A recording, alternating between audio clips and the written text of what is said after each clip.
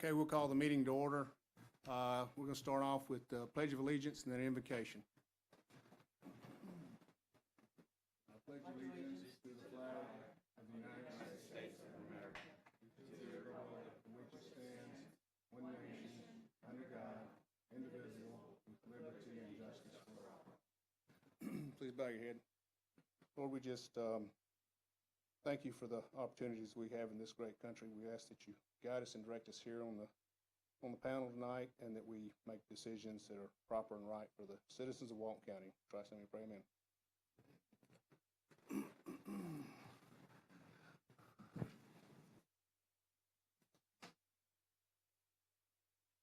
We need to, you want to go ahead and let us approve these minutes? Yes, sir. Good afternoon, Mr. Chairman and Commissioners. Matt Carpenter with the Planning Department, CARPENTER. And I'm going to have to apologize after several days this week. I'm running out of voice. I will try to speak up. Okay. We do have, I think, 5 items on tonight's agenda that we have either a request to continue or a request to remove. If you'd like to take those. Yes, go ahead. Now. The first one would be item number 3. That's a request to continue to November 12th, 2020, Planning Commission meeting at 4 p.m. in this location. You want to take them one at a time, or? Yeah, because they're a little bit different, so we probably need to. All right. Have a motion? I make a motion that we continue. You have a second? Second. All in favor? Aye. Opposed? Okay. Motion. Thank you, and that moves us to item number 5, the Draper Lake PUD. We have a request to remove this from the agenda. They have decided to revise their project, and they'll be starting back at the Technical Review Committee. They're not withdrawing their application, but they are withdrawing from the agenda tonight. Okay. We have a motion? So move. Second? Second. Any opposed? All in favor? Aye. Any opposed? Okay, motion carries. All right, Mac. Thank you. Number 6, Malibu Gardens, Mariner Way Common Area. We have a request to continue to November 12th, 2020, Planning Commission meeting at 4 p.m. in this location. Have a motion? Make a motion that we continue it to next month. Second? Second. All in favor? Aye. Any opposed? Motion carries. Thank you. And then we move to item number 13, the South Walton Commerce Park PUD amendment. We have a request to continue to the November 12th, 2020 Planning Commission meeting at 4 p.m. in this location. Okay, we have a motion? Move that we continue it. Second?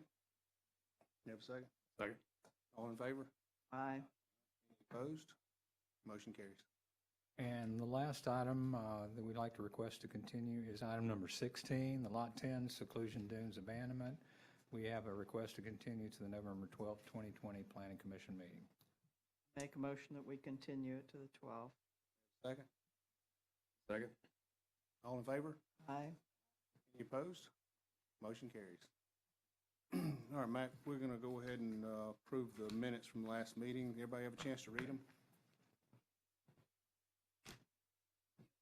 Yes. You have a motion? Hey, man, how you doing? You have a motion on the minutes? Motion to approve the minute. We have a motion. We have a second. I'll second. All in favor? Aye. Opposed? Okay, motion carries. Okay, Mac, you want to start us off?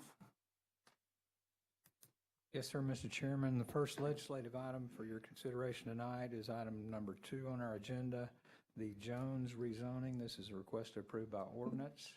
It's been reviewed by Bob Baronti, and I'll ask Bob to briefly introduce it for us. Thank you. Good evening. My name is Bob, B-A-R-O-N-T-I. As Max said, this is a rezoning request submitted by Henderson Engineering and Consultants on behalf of and L. Karen Properties LLC, requesting approval to change the zoning district from residential preservation to low-density residential 4-1, or a lesser impact zoning district with a future land use of residential on 16.1 plus or minus acres. And the project numbers can be identified in your staff report. Mr. Chair, this report has no outstanding comments. It meets the comprehensive plan. There, as I said, no outstanding comments. Could I enter the staff report into the record? Yeah. Do you have any questions before I turn it over to the applicant? You got any questions? Okay, I will turn it over to the applicant. thank you.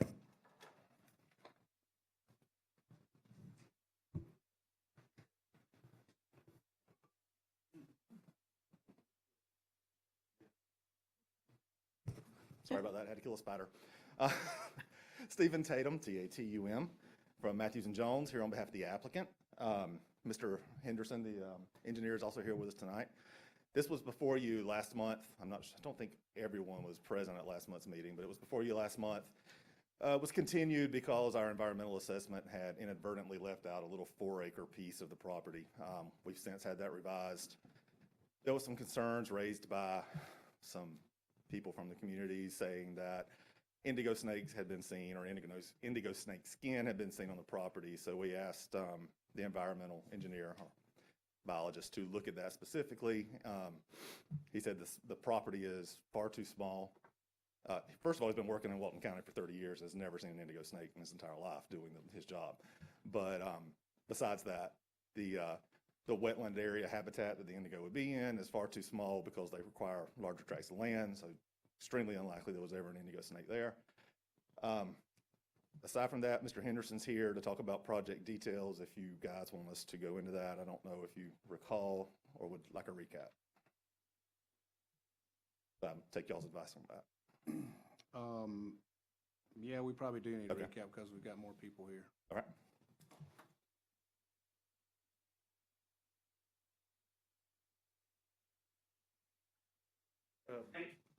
Good evening, John Henderson, Henderson Engineering. Really don't know what to recap. It's zoned residential preservation, and that only allows 1 unit per platted lot. Property's never been platted, so it's really not appropriate zoning for the property. So we're trying to find the least intense zoning based on the surrounding area, the most compatible. So we went with the low-density residential 2 units or 4 units per acre. Part of it's in a Eglin cruise missile corridor, and they only allow 2 units per acre. So in that part of the property, we're only proposing 2 units per acre. The other part is 4 units per acre. Overall, it's 46 units proposed. Total? Total, 46 units. And that's going to be on, because you're going to have to cluster, right? Yes, sir. So how many Yes, sir. acres? We don't plan on impacting any of the wetlands. How many acres are you going to be? It's building on? over 5 acres, a little under 6 acres. And so it's about 7.8 units per acre on the uplands, everything on the uplands. Now, when we first went to the county suggested we zone it infill. And I started preparing the application for infill, and they allow 8 units per acre over the whole property. But we didn't, since we're clustering everything on the uplands, we didn't go for that density because it was just too much. We couldn't put everything in the uplands. So anyway, that would have allowed the 8 units per acre. So we're asking now, I think the overall density is 2.85 units per acre, based on the 4 units per acre on part and 2 units per acre in the Eglin corridor. That's really about all I have. If anybody's got any other questions, I'd be glad to answer them. I'm sure we're going to have some, and I know I think we've got some public comments that we'll be asking some questions. There's so I'm some sure. questions about the road. There's a 66-foot access easement going through the neighboring property into this property, and it goes through this property into the property south of us. And there's been a little disagreement about that, but our attorney said, yes, there is indeed an easement. It's shown in the title documents. The county attorney said, yes, there is indeed an easement. So I think we've kind of put that issue to rest. Anyway, Okay. that's all Y'all I got any have. questions for the applicant? All right, we'll open up public comments. I'm sure they'll have some questions. So, Jan Marshall?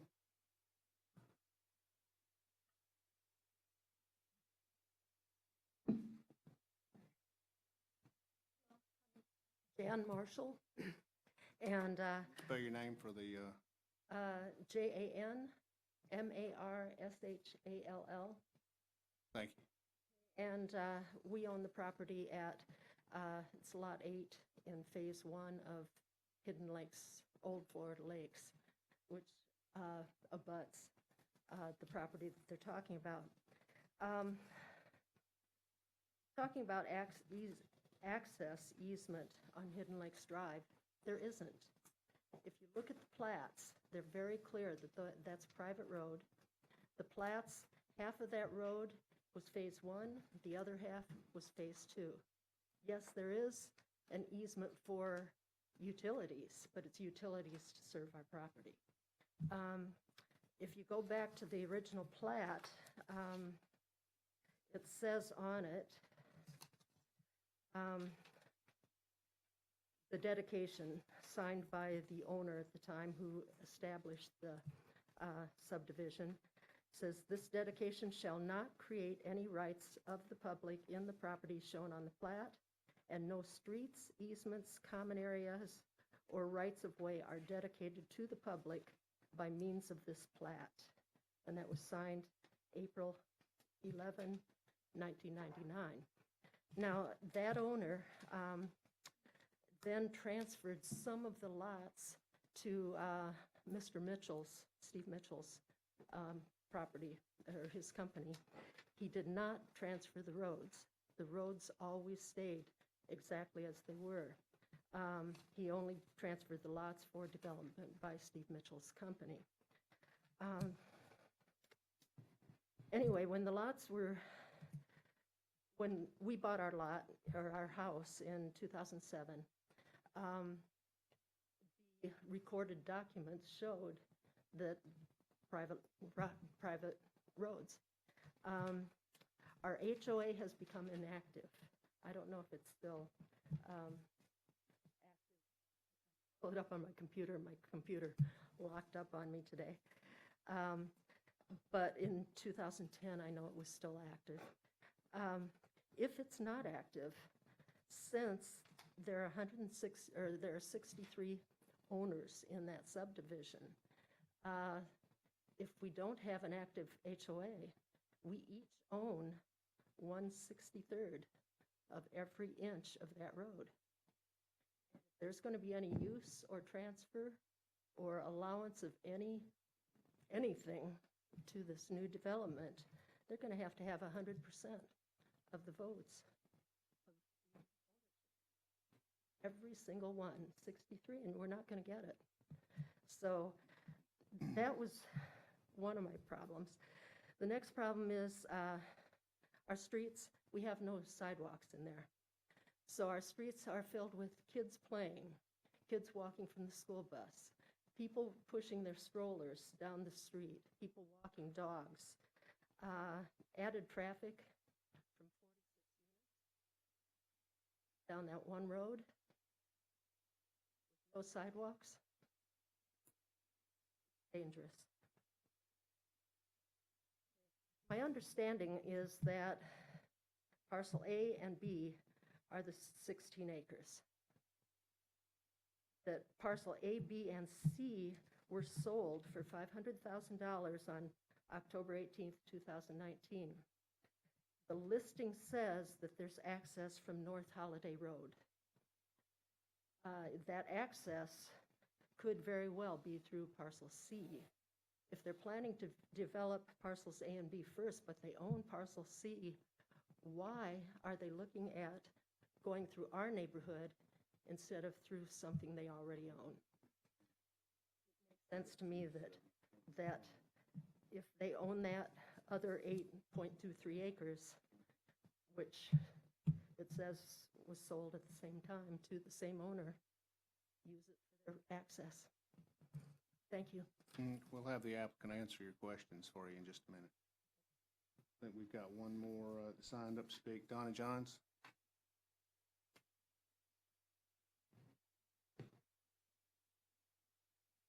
Hello, I'm Donna Johns, Johns. As you know, I think I live in Old Florida Lake subdivision, and I have since 2002. I bought my home there brand new, and I had a copy of all the documents in the plat at that time. And as Jan just mentioned, it does state on that plat that no rights to the public are created through the platting. The owners of the hereon described property hereby dedicates the plat of Old Florida Lakes Phase 1, provided, however, that in accordance with Florida Statute 177-0813, this dedication shall not create any rights of the public in the property shown on the plat.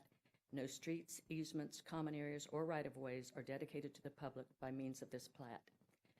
I've also have letters, emails from both Charlie Cotton, the county engineer, and from Buddy Wright that have said over the years, going back to 2013, I looked at the plat and the roads are not dedicated to the public and they appear to be private. I've got Walton County is restricted by law from providing any type of maintenance or repairs if the roads are private. As far as the drainage goes, typically both the county planning department and the state permitting agency will maintain permitting files. I've contacted both entities and was unable to locate Phase 2. And I've got these segments would not be included in the county-funded maintenance or overlay projects. These are correspondence that I've had with the county, some of the correspondence I've had with the county since 2002, and they have told me, and I have in writing, I have copies of the documents that say it's private property. On the plat, it says private. The easement, as Jan pointed out, is for utilities. It is not to be connected to another neighborhood. Our roads are very small. They're not, like as Jan pointed out too, there's no sidewalks. There's people walking around there all the time. And if you put 46 homes right there, and I wish I brought pictures so I could show you exactly how small that neighborhood is and where that ends up at. I mean, you bring them through that little narrow road, and as a matter of fact, the documents that you all have tonight, it doesn't even mention Hidden Lakes as on their traffic study. It goes directly to Forest Shore. So it doesn't even indicate anything about the impact that it's going to have on Hidden Lakes, which is going to be extreme. It's impossible. And Ms. and Jones, it is, you do understand we're not doing a development order tonight, though. We're not guaranteeing them 46 homes in there. okay, We're just guaranteeing them the right to go in and do a development order or something. They'll have to come back. The whole process will start over again, right. so that they have to come through and prove that the property can support the amount of homes they're going to put on it. And I assume the road issue would come up more then too, wouldn't it, Matt? I mean, I'll get them to answer your question. Okay. But I think Okay. all that's going to come up. It'll be much more in depth when they come back for the development order. Okay. It's a private neighborhood. Thank you. Would the applicant like to address I'll find out if there's any Zooms after this, but let's go ahead and get the road issue figured out, since that's a big question. All right, Stephen Tatum again. The plats we're not contending that this is a public roadway. That's not our argument at all. The argument is the original owner of that property still actually owns the roads. The roads were never given to an HOA. He still, if you click on those roads on the property appraisers right now, he's being taxed on those roadways. Who's the owner of the roads? What was the original owner's name? Tampa Bay Financial Corp. That's the corporation that still owns that. They owned that originally? Or did they get that through a foreclosure or something? Okay. They were either the original developer or they're the successor to the original developer. It wasn't through a bankruptcy or anything like that. All right. They provided an easement to these parcels in a deed. They own that land. I mean, no, it's not a public roadway, but we have a right, a deeded right to access through their property to get to ours. You know, I do understand that, you know, I've helped homeowners before who didn't have an HOA form an HOA because of issues like this. I understand that being a problem when the developer doesn't set everything up the way they want it and the way it needs to be done. But unfortunately, that's the way it is. There's not a question about access. Steve Hall reviewed the documents when Ms. Noyes was out. There was no question. There is a deeded easement to our property. Ms. Johns mentioned the traffic concurrency study, not mentioning Hidden Lakes Road or Hidden Lakes Drive. That's because Hidden Lakes Drive is not part of the CMS. It's not part of what you are supposed to report when you do it properly. That's the reason it's not mentioned there. And I think that's all we've got unless Mr. Henderson has something to add to that. I just wanted to point out something on the survey. I didn't bring a larger one, but you have this in your packet. There's a jog in the property. This is Hidden Lakes Drive coming down here. This jog in the property is about 121 feet. So them coming down south, turning on to Longleaf Drive, they have to drive 121 feet across my client's property. Okay. So their easement entitles them to drive across my client's property just like it entitles my client to drive across their property. It's just an access easement, 121 feet. I just wanted to point that out. Okay, thank you. Did we have anybody on Zoom that wanted to speak? We don't? Okay. Okay. Ms. Moss, are you there?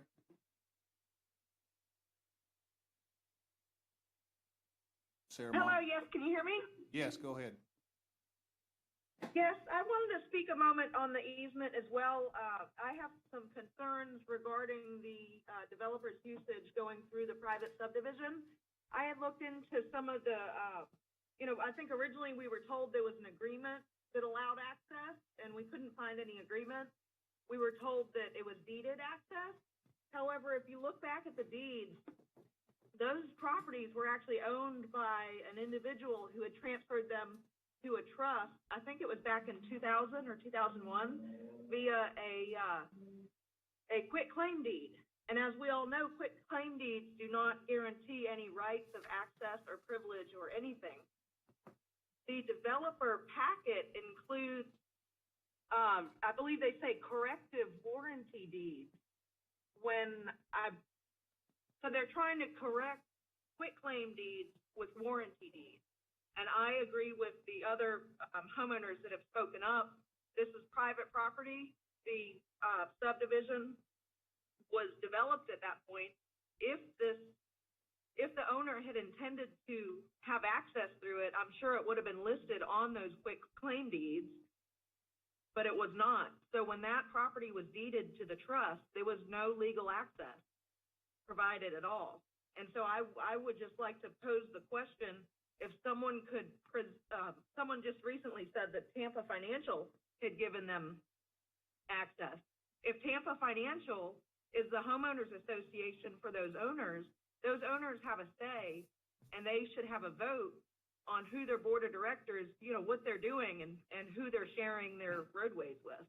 And so I just think that really needs to be cleared up, because it'll cause a nightmare for the new residents and the people that are dealing with this legal mess that will be created if this developer's provided access. And then my usual, I don't like the increase in density. The land development code was, set at certain densities, and I think we need to stop filling the wetlands and increasing density. So thank you for your time. Thank you. I would imagine, like I said, they're asking for a land use change.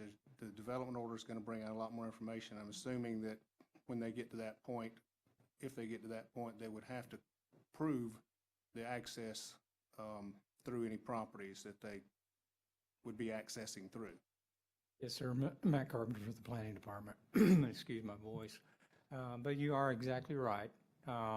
Access to the property is not part of this application or a requirement for this application tonight. That will have to be demonstrated during the development order process for any proposed development on this site, once a land use change is approved. It is appropriate to change the land use on this large parcel that is entirely occluded by residential preservation zoning.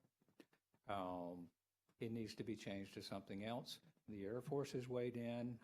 The cruise missile corridor restriction and that overlay restricts that portion of the property to 2 units per acre. The remaining portion can't exceed 4 units per acre. And I think the total is 46 units maximum for this entire parcel that would be proposed to be changed with the Air Force's reduction due to the cruise missile corridor. But approval of a land use change does not guarantee that you can build the density that you might have from the gross property calculation. That has to be demonstrated in the development order process. It does not have to be demonstrated tonight. Okay. And the issues that have been raised are absolutely issues that will have to be addressed and resolved if we get to the development order stage. And I would suggest that there may be off-site improvements that this developer may be required to make to improve those roadways to provide any access. But all of that would be determined through the development order process. And I certainly recognize on behalf of the county that there is some question about the responsibility for maintaining those roads. It is clear that the county has no responsibility for maintaining those roadways. We certainly sympathize with the residents that live there and their circumstance. And if a development order does come forth, we will absolutely advocate on behalf of this neighborhood and their existing roadways to make sure that whatever is proposed in there would be done in a safe manner. And it may require improvement of some of those roadways that they allege that they have easement access rights to. But all of those issues would be resolved through a development order process. They will not be resolved through this land use change process. They are recognized, and it's not inappropriate for the residents to bring those issues to the table just so that they are on the record and will be picked up when the development order comes in, if one ever does. But we will absolutely address each and every one of those issues. Thank you, Mac. Okay, we have another Zoom. Okay. Mr. Trick, are you there? Hello? Yes, I am. Yes, can you hear me? Yes, go ahead. Okay, I've got a few questions here. One of them relates to vegetation. As I understand it, low-density residential has no restriction on cutting down trees. You can take everything out, clear cut it. Is that correct? Mac, is that correct?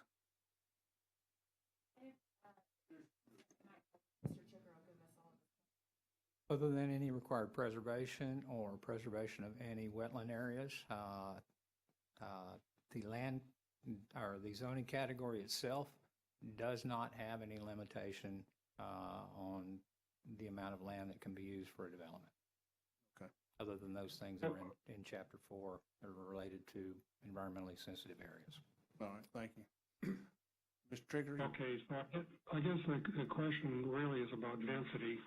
And somebody said earlier, I think the gentleman from Henderson Engineering said that they went with the least intense density that was compatible with the neighborhood or something like that. Well, there's another low-density residential 2-to-1. Was that ever considered? Anybody think about changing it to conservation residential 2-to-1? Or even conservation residential 1-to-1? Why 4-to-1?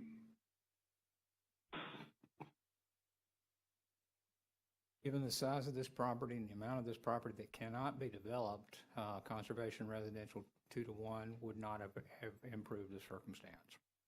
Given the limitation the Air Force is putting on there, that effectively has the same effect as if we applied conservation residential 2-to-1. Okay. How many, okay, we got 46 dwellings proposed. How many would be, how many would you be able to put on there at 2-to-1, either low density residential or conservation residential?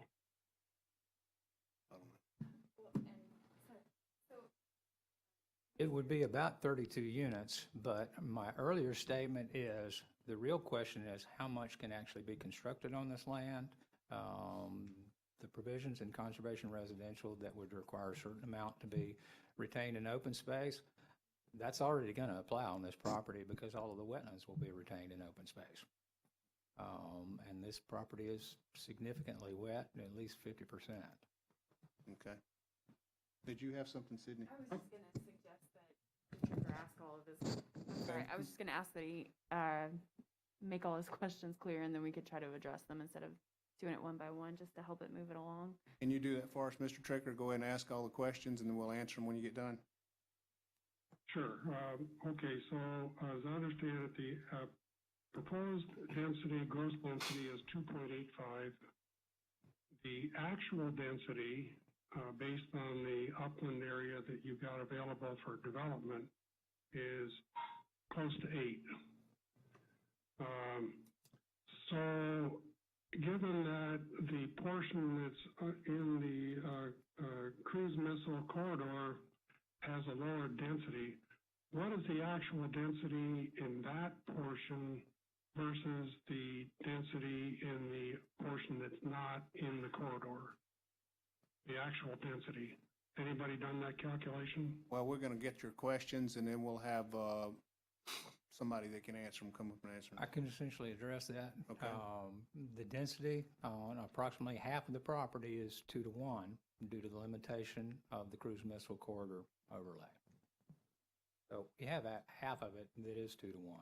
But in Walton County, density is calculated on the gross size of the property, not on the actual development parcel. They are allowed to cluster density out of the wetlands, and that calculation does not have anything to do with allowable density on the property. That'll be determined. Excuse me, I'm just trying to figure out if this is a reasonable proposition that's before you.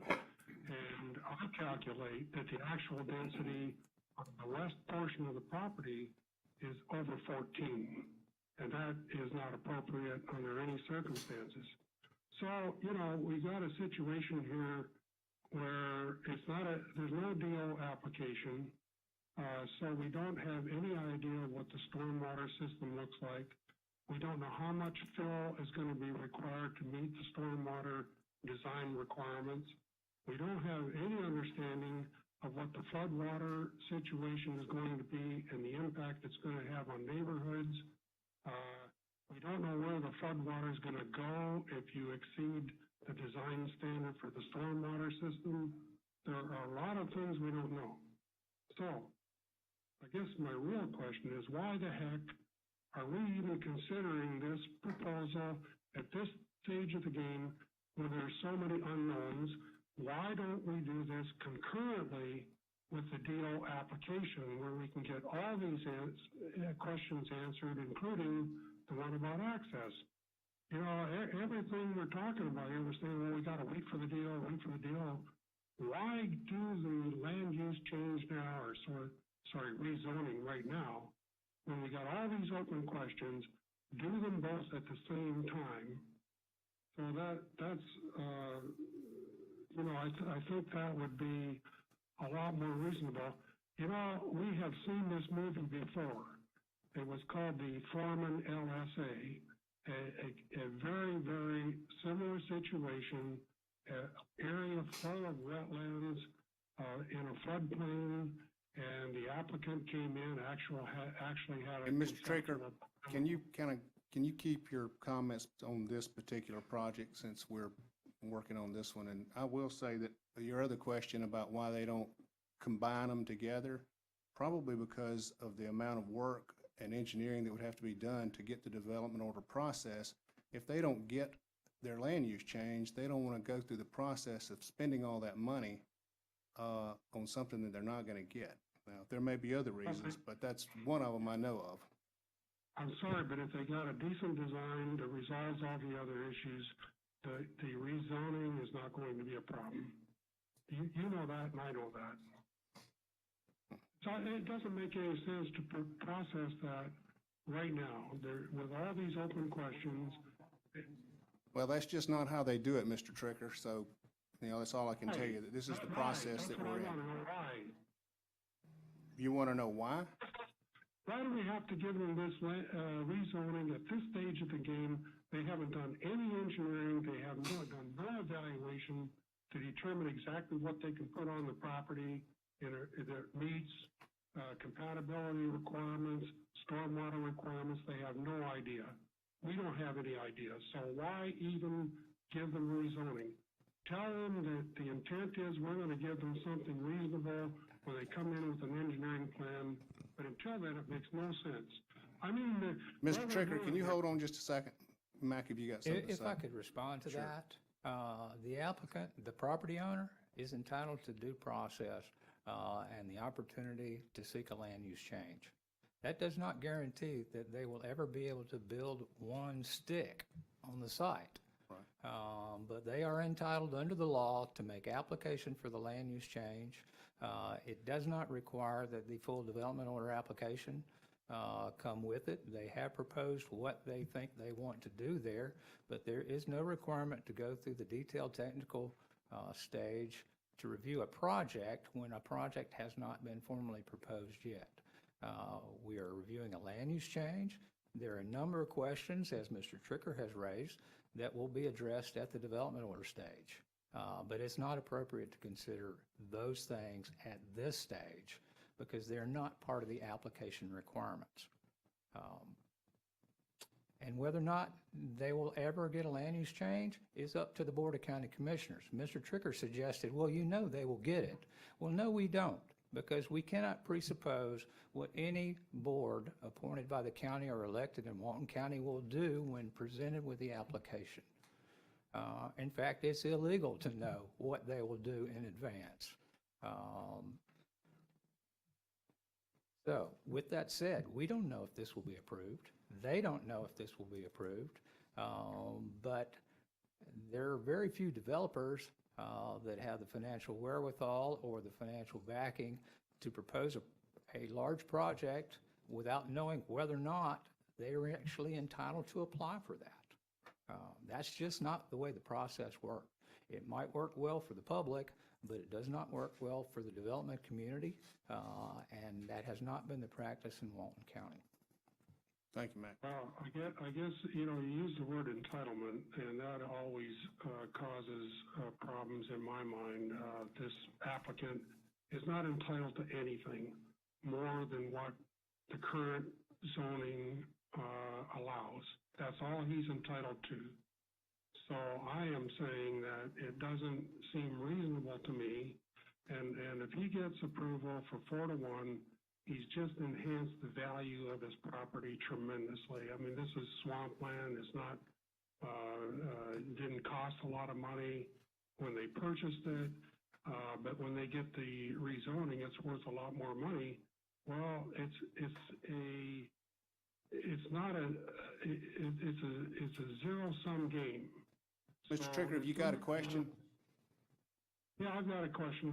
Why on earth would Walton County give this guy, the applicant, a rezoning without doing any work whatsoever to enhance the value of his property at the cost of the public in terms of the impact of this development, which we don't even know what it looks like?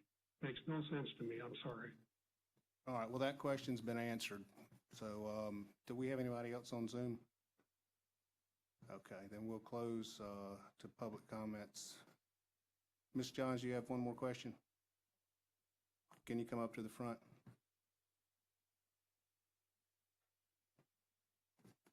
Donna Johns, JOHNS. I'd just like to say that according to the documents that I received from you all, that we're supposed to receive a certified letter regarding this meeting, and we did not receive a certified letter regarding this meeting. So I would like to continue this meeting.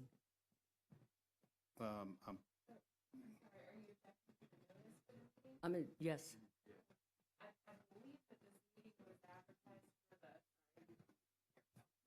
I believe the meeting was advertised for the September 10th. yeah, last month. And we continued it to the date, time, and location, so. There was nothing, there was no certified letter with that information. Did you get it, did you get one for the September meeting? Yes. So Yes. that's not required. If we continue it to a date at the advertised meeting, that's what. Well, it's not on, it's not changed on the board that's placed out there either. So there was no way that some people would have gotten that. Well, that's a shame. Okay, we'll close public comments at this time. Y'all got any questions for the applicant, or you want to, I'm sorry, you want to respond? Sorry. I'm not even sure how to respond to Mr. Tricker's. Just most of that all of that will be taken care of at the development order stage. I mean, he's got some concerns that are, apparently we're not supposed to make any money on our property. I didn't get Miss Sarah's last name, but, Moss. okay. To address her concerns, the quitclaim deed, y'all know how a quitclaim deed works. It's, if I've got any interest in this property, I'm giving it to you. That's all a quitclaim deed does. It didn't negate any easement or anything like that. She said Tampa Financial, if they own the roads, is the HOA. That's a non-starter. I'm not sure how to address that one either. One of the things that Mr. Tricker brought up, and she did, was impact to the wetlands. We are not filling wetlands. We're not impacting the wetlands. There's nothing to be discussed on that. We're leaving the buffers as are. We've already done our environmental assessment, which you have. And one thing I did want to point out, the developer has already offered to the owners in Old Florida Lakes to overlay the roads in existence now there, which they need. Oh, I'm sorry, just Hidden Lakes Drive, which will be our access easement, to overlay that at the same time as our pavement's done, as, you know, just a gesture of goodwill. So unless you've got anything for us, I think we're good. John's got something else. Okay. On the density, there was a question about that. In the 4-to-1 area, that's 7.13 acres at 4 units per acre. That's 28 units. In the Eglin overlay area, that's 9 acres at 2 units per acre. That's 18 dwelling units. So the total's 46. Just wanted to. Okay. By the time we come back for a development order, the agreement to overlay the Hidden Lakes Drive, that ought to be in place with the neighbors. Okay. All right, anybody else got any questions? I'd like a clarification on a statement. I think maybe it was Mr. Tatum that made it, that this lot had never been subdivided, and this change, you're asking for a lower density than is allowed. Did I get that correct, or did I misunderstand what you said? These parcels have never been platted. Right. Oh, Residential platted. preservation requires, it's intended to be preserving platted subdivisions. That's why it allows 1 dwelling unit per lot. But with residential preservation on our 16 acres, with it not being platted, you would be allowed to put 1 house, which is, Got it. yeah. Okay. I'm sorry, public comments are closed already. Board, y'all got any more questions?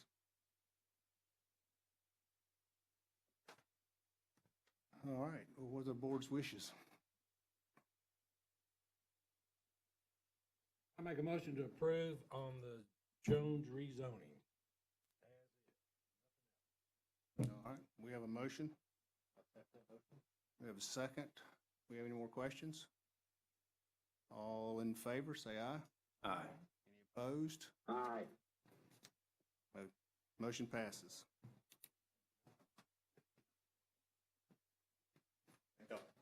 Thank you.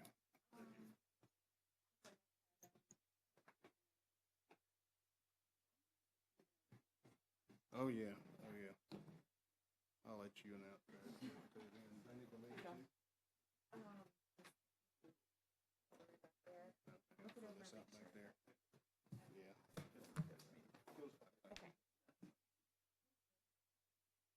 Go ahead, Matt.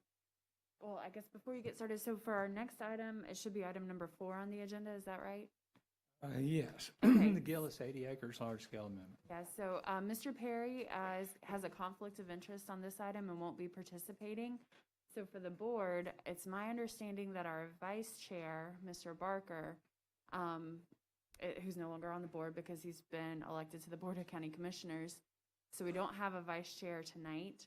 So what we'll need to do is select somebody to act as the vice chair, or to act as the chair for this item number 4, since Mr. Perry can't participate. So we just need a simple motion for someone to take that over just for this item tonight. Or a volunteer. Need a volunteer? I make the motion that Michael Harbin take over. I'll second. All right, so all in favor? Aye. Okay. All right. And then just for everyone to know, so Karen will put on the next agenda election of the chair and vice chair so we can clear that up going forward.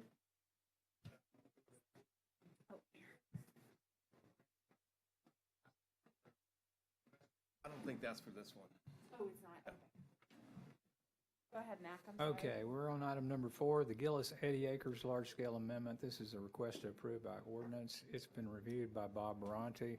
I'll ask Bob to briefly introduce it, but as we mentioned in the last, on the last item, the applicant is entitled to apply for a land use change. They're not entitled to have it granted. That is the purview of the Board of County Commissioners, but they are entitled to make the application, and that's what we have before you this afternoon, and I'll ask Bob to briefly introduce this application.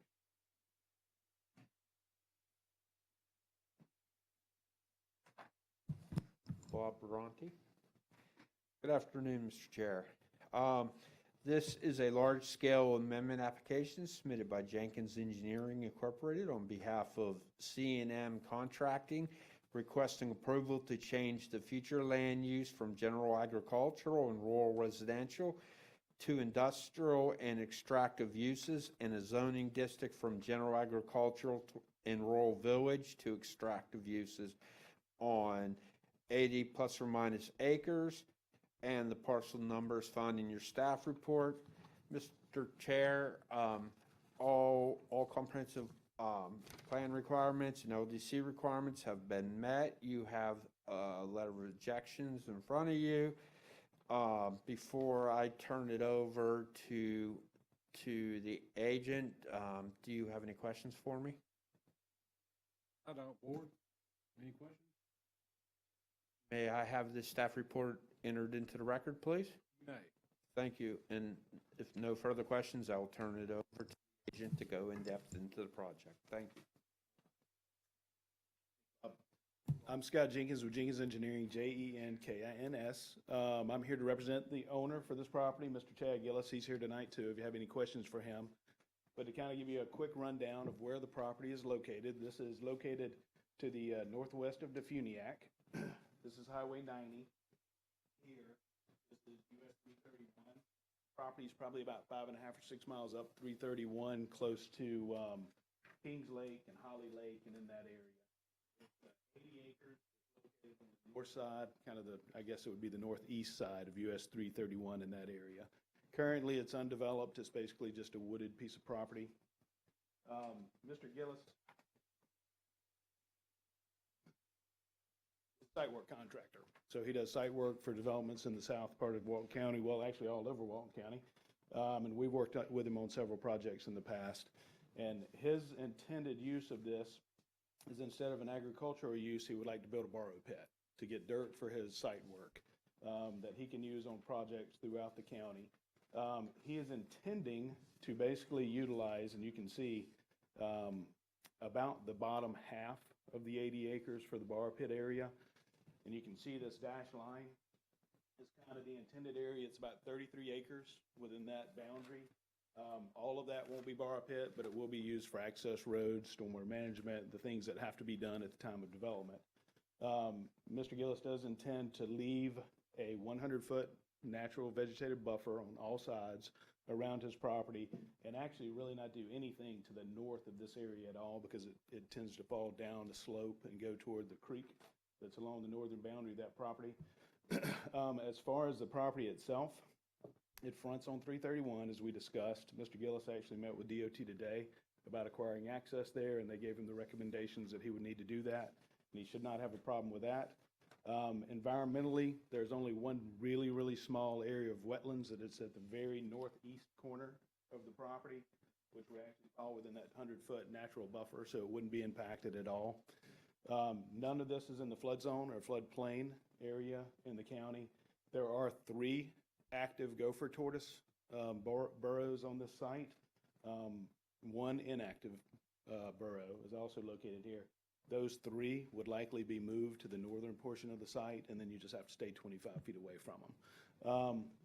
Mr. Gillis is here, like I said, if you have any questions for him, but that's basically an overview of what's being requested. I'll be happy to answer any questions you guys might have.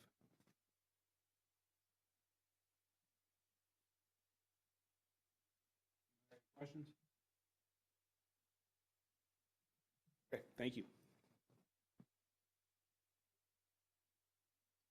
Okay, we'll open up for public comments now. Oh, do we have a folder? Sorry. I don't have a folder, I'm sorry.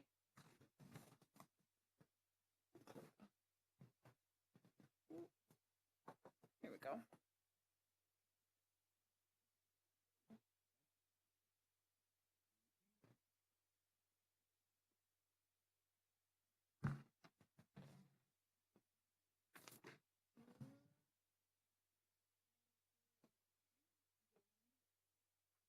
Dan here? Can't read the name. Address is 134 Carla? Okay.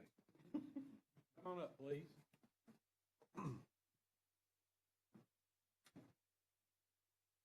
My name is Don Adam. I live at 134 Carla Lane. I'm generally opposed to the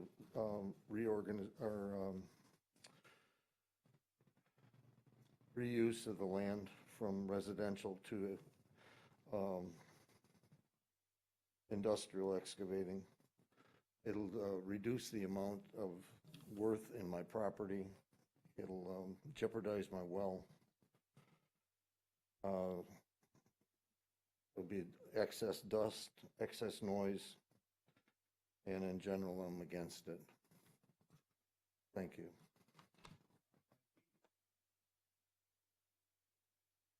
Judy Robinson?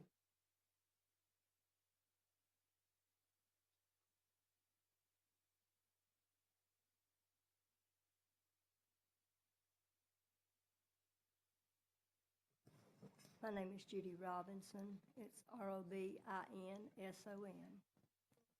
I live at 75 Bomba Casco Drive, and Chad has been a friend of our family for a very long time, so nothing I say is against him because he's done a fantastic job. He's a fantastic young man, built a very good business, so this has nothing to do with him personally. Unfortunately, I own the property right in front of where he's going to dig. So I live right on 331, right on the south end.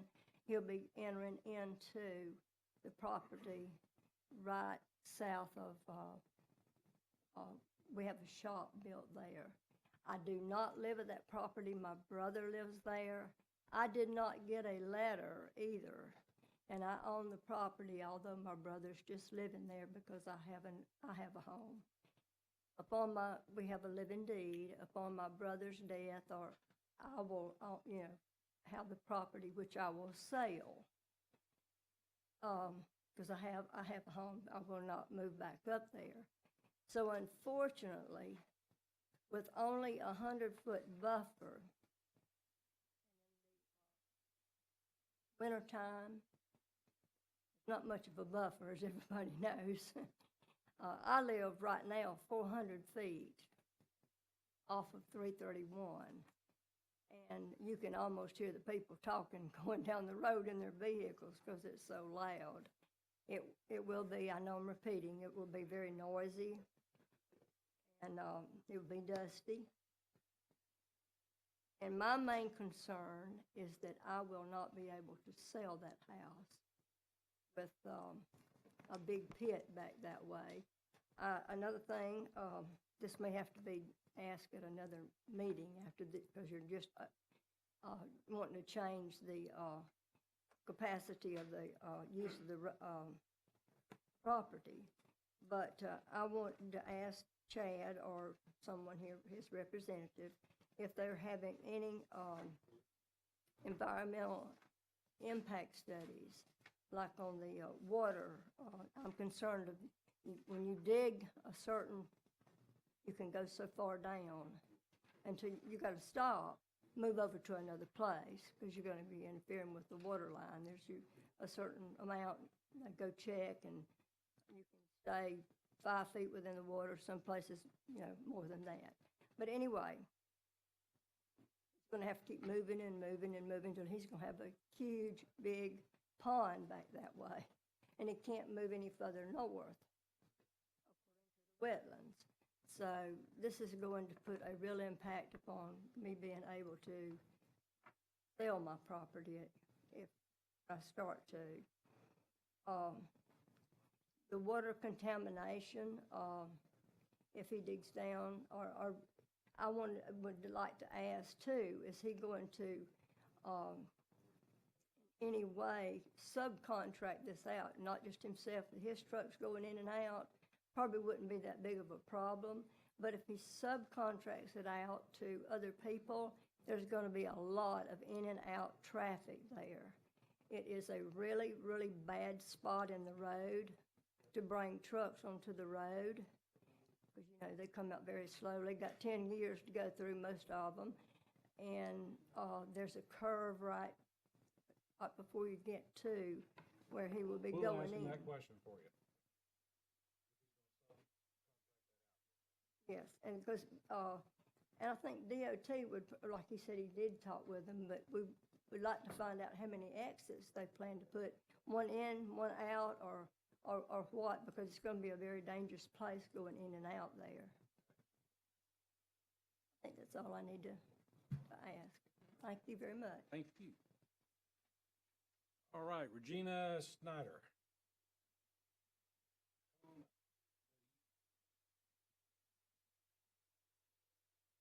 My name is Regina Snyder, that's S-N-Y-D-E-R. I live at 148 Carla Lane and also 170 Carla Lane, been there 33 years. It's straight across from Mr. Chad right now. He's a good neighbor, I'm a good neighbor, but I do oppose this land thing. I think that it's rural residential and it should stay residential because why do we want a sand pit behind our house? And I ask all of you, would you want one behind your house? My daughter has just purchased property as well on the other side of this 80 acres and is currently building a home. And that's a concern of mine as well. And the traffic on 331, he now has 6 dump trucks that come in and out across from me on the west. And this would be behind me on the east. So I would be dealing with more dump trucks, I'm assuming, coming in and out. I'm completely against changing it to whatever he's changing it to. I wrote it down. But I just wanted to speak and tell you that I would like to say that I oppose it. Thank you very much. Anybody else? Anybody on Zoom?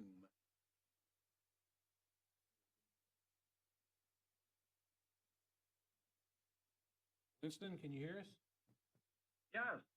All right, you're. My name is Winston Schuler. I live over here. I'm at 622 Paradise Island Drive, and I would like to weigh in a little bit on this development. All right, go ahead. Your traffic studies indicates that it's going to be putting vehicles on already failing segments of the road. Do we have level of service segments for that, and do we know how much failure is out there right now? Hey, do you have any more questions? Those are the first. I'd like to start with that. I'd like to know what the segments, because the traffic study indicated that it was just going to put traffic on an already failed road. There was no level of service as far as the road is what it is now, Sir, or what segments are failing. I'm sorry to interrupt. What the safety concerns would be. Sir, I'm sorry. Can you hear me okay? Yes. Okay. Are you speaking on item number 4, which is the Gillis 80 acres large-scale amendment? Yes. Okay, I don't believe that they have a traffic study for this. I don't think it's required. They do? No, I'm They do. sorry, They they do? do. Mac is telling me that they do. I'm sorry. I apologize. Okay, if you could just It give is us. in the plan.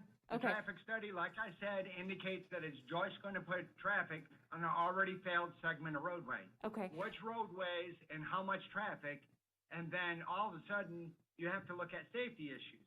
You have vertical and elevation, you have vertical and horizontal curves along this roadway. You have an already failed roadway, and you have safety concerns. Now you're gonna put additional trucks on this road with no ingress, no egress, and there's nothing in that plan that says that they have to put any lane or anything else in there. What are you gonna do for all the emergency response vehicles and everything else and all the safety issues that this project will potentially bring? Hang on one sec. So, sir, if you would, just to help us with the meeting and the order of the meeting, please state all of your questions, and then we can have those answered either by planning staff or the applicant. Okay, the traffic study indicates it's going to put traffic on an already failed roadway. What segments are failing? This is the planning director. What page are you looking at? I'd have to pull it up. I have to scoot this one down. Because I read a statement that says it's not going to put trips on any roadway that is over capacity. No, actually, sir, if you look at the documents, you are mistaken. If you look at the traffic study on Exhibit E,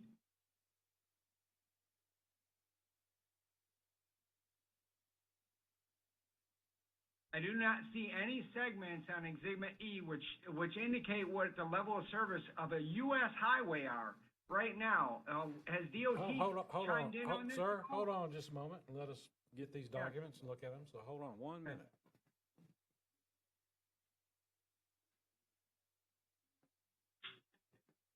If you look at your page 20 of 66,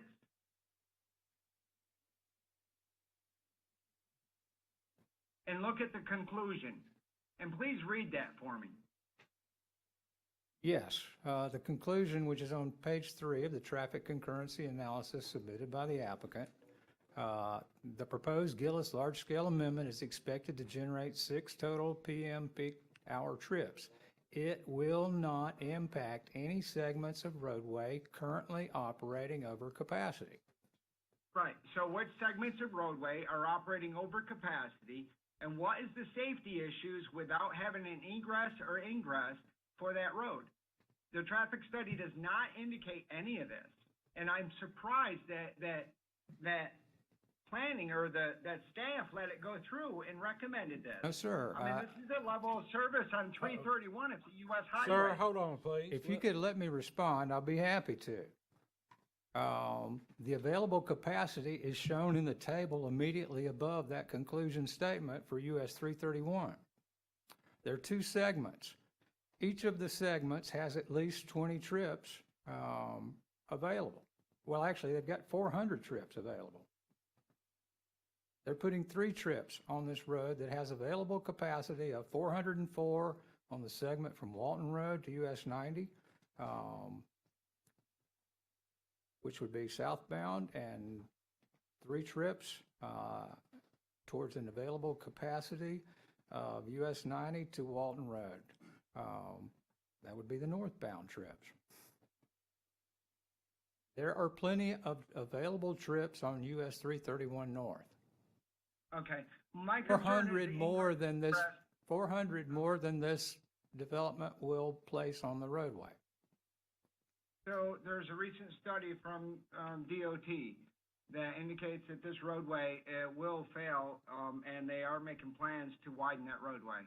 And that's part of this development as well. Would Yes, be sir. It's part of the utilizing that long-range roadway. transportation plan.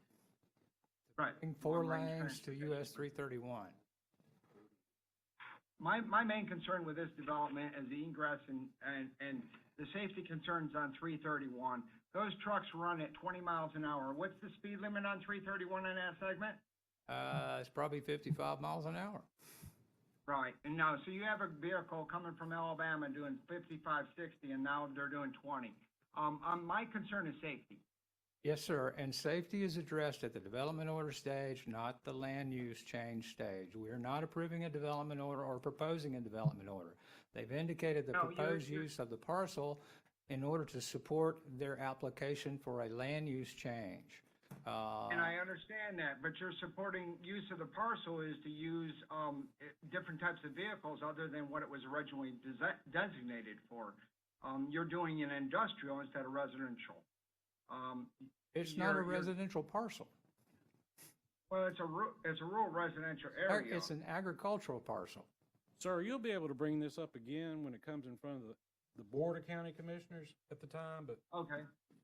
this is not the time nor the place to discuss that right now. Okay. Like I said, I really not interested in seeing, industrial working right across the street, right when, we got rural residential and rural villages right in here. It's just not a good mix with industrial and commercial development within a residential area. Okay, thank you for your time. Do you have anybody else on Zoom that would like to speak?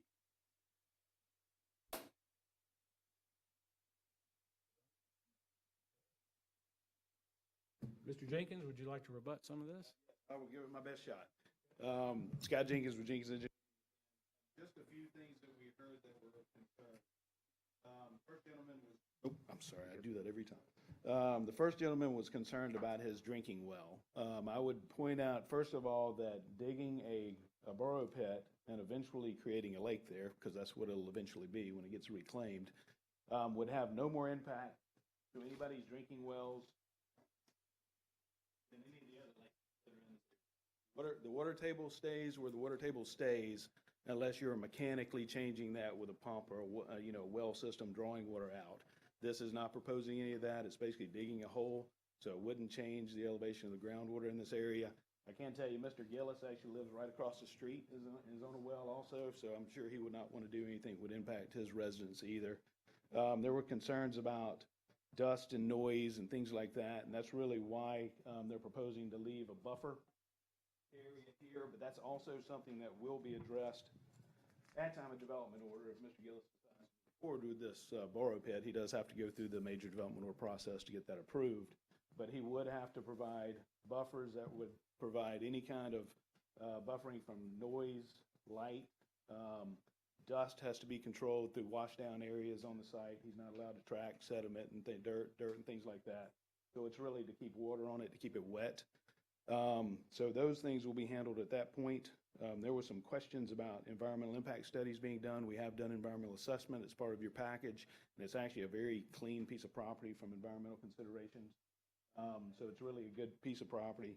There was a question about whether or not Chad intended to use this for sales to other people, and I'll let him answer that. I think the answer to that is no. It would be just for his personal use or professional use, but for his business. And also the number of access points. The options are pretty limited. Gillis owns about 460 or 70 feet along 331. During the meeting with DOT today, they want that access point at this location at 150 feet from the northern property corner.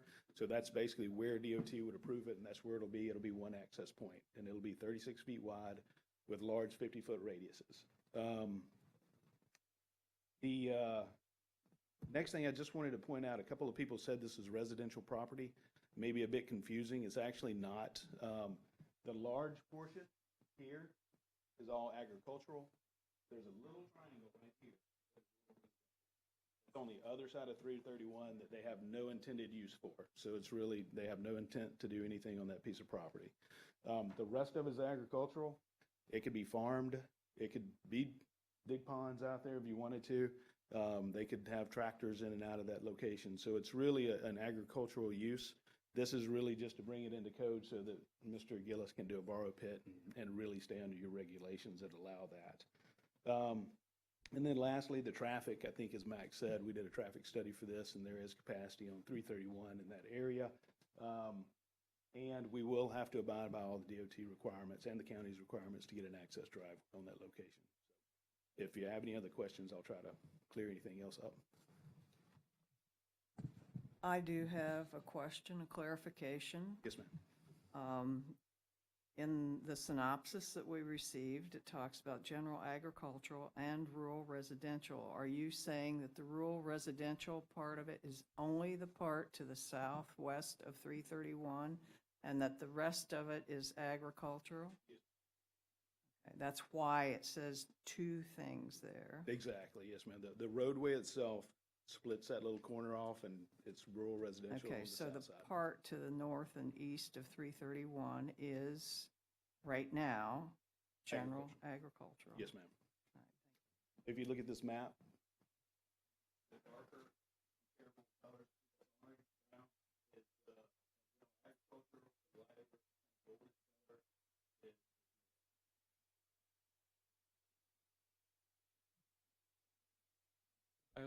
Any questions?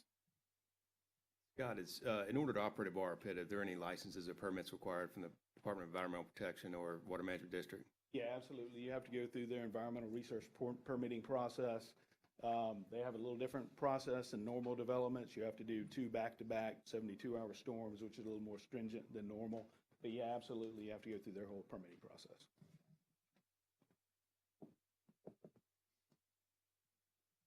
All right, Mr. Jenkins, thank you very much. Thank you. We have one more person, Sarah Moss. Ms. Moss, can you hear us? Zoom. Sarah? Hi, yes, can you hear me? Yes, ma'am, we can hear you. Okay, thank you. Yes, I was just looking at this, and I was curious. The owner said that this was for a personal use. I'm not familiar with extractive uses. I know, like burrow pits or digging, but I'm curious if this was approved, what would it be possible for contingencies to be built in, such as like no subleasing of the property or transfer of rights to third parties if I'm not sure, like extractive, does that mean that they can also pump stuff in, like any kind of deep injection wells? Or I'm not familiar with the extractive use, and I hope that all of that's been researched, to try to keep it to just being a burrow pit, and not some other unintended use, 20 Okay, years all right, down the road. we'll have the engineer answer that question for you. Yep, I will. Scott Jenkins again. Yeah, the extractive use is exactly what it sounds like. It's just to remove things from the ground. In this specific case, the intended use is just to dig dirt for borrow, for projects. If Mr. Gillis strikes gold, he'll probably remove that too, but I don't know if that'll happen. But it would not be any pumping in or fracking or oil pumping. Exactly. So yeah, and your code is very specific on extractive uses. It's really just mining, and in this case, it would be dirt. All right. Close public comments. Commissioners, we are to vote on the current land use to extraction. What would y'all like to do? I move that we approve the Gillis land use amendment as presented. First? Second it. Second, all in favor say aye. Aye. All opposed? Motion carries.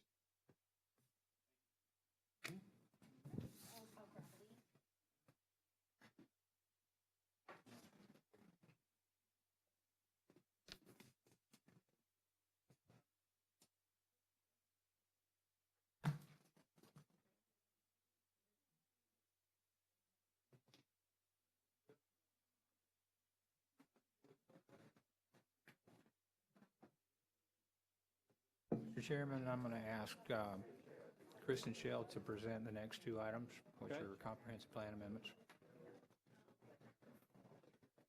Pass the gavel back to Lee. All right, Lee. Snell is going to present the next project. Do you need a break? Okay. Nope, no, I just had a break. Okay. Does anybody else need a break right now? I know we're going to take one in probably about round 6. Possibly, if we're not finished. Okay, you can go ahead, I'm sorry. Everybody ready?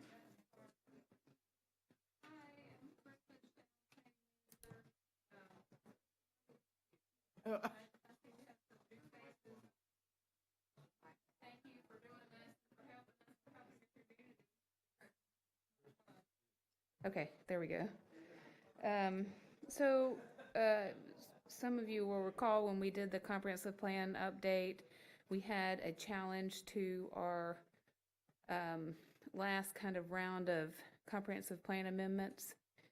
And these two amendments that you have next here, one was striking the glossary from the comp plan and basically just having one glossary that's found in the land development code that prevents us from having a lot of conflicting definitions and what have you that we had before. And also we have a new inlet beach neighborhood plan that's coming up next. We had transmitted these to the state during that process, but then we got caught up in the settlement agreement and I never brought them back for adoption. So we expired a 180-day window and now we have to do it all over again. Sorry. So that's the first item here is the, are these under the same one? Yeah, both are here, striking the glossary. We have a glossary, it's in the LDC, and striking the Inlet Beach plan from the comp plan because we do have that adopted in the LDC already now. And they know what's going on. Okay.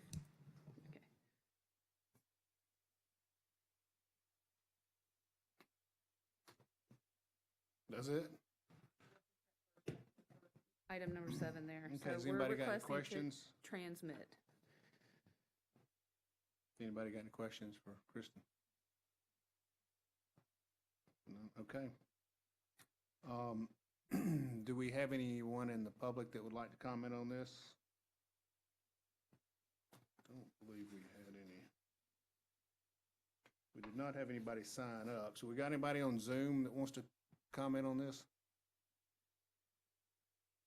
Okay. We'll close public comments and commissioners, what is your pleasure? Motion to approve. Second. We have a motion and a second. Any more questions? All in favor? Aye. Opposed? Aye. No opposed. It passes. Thank you, Kristen. You got another one, don't you? Yes. The next item, number 8 on your agenda, is a change to Chapter 1 of the Land Development Code that would allow a special magistrate process in lieu of the Code Enforcement Board process. This would just be an alternative process when needed. It's not elimination of the Code Enforcement Board. What would trigger the need for the special magistrate?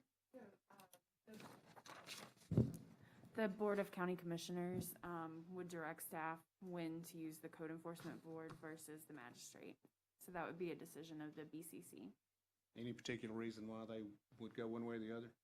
So this issue came up. There's a neighborhood, Villa Tasso, which I'm sure a lot of you guys know about. They've had some code enforcement issues out there. That's kind of become very prevalent and a problem both for the sheriff's office and for code enforcement. So the thought was that we would institute a special magistrate. There's going to be a lot of cases, so it would probably, frankly, be overwhelming for the code board to hear all of those cases whenever they start to come through. So the idea was that we could institute a special magistrate to hopefully move that process along, make it much more streamlined.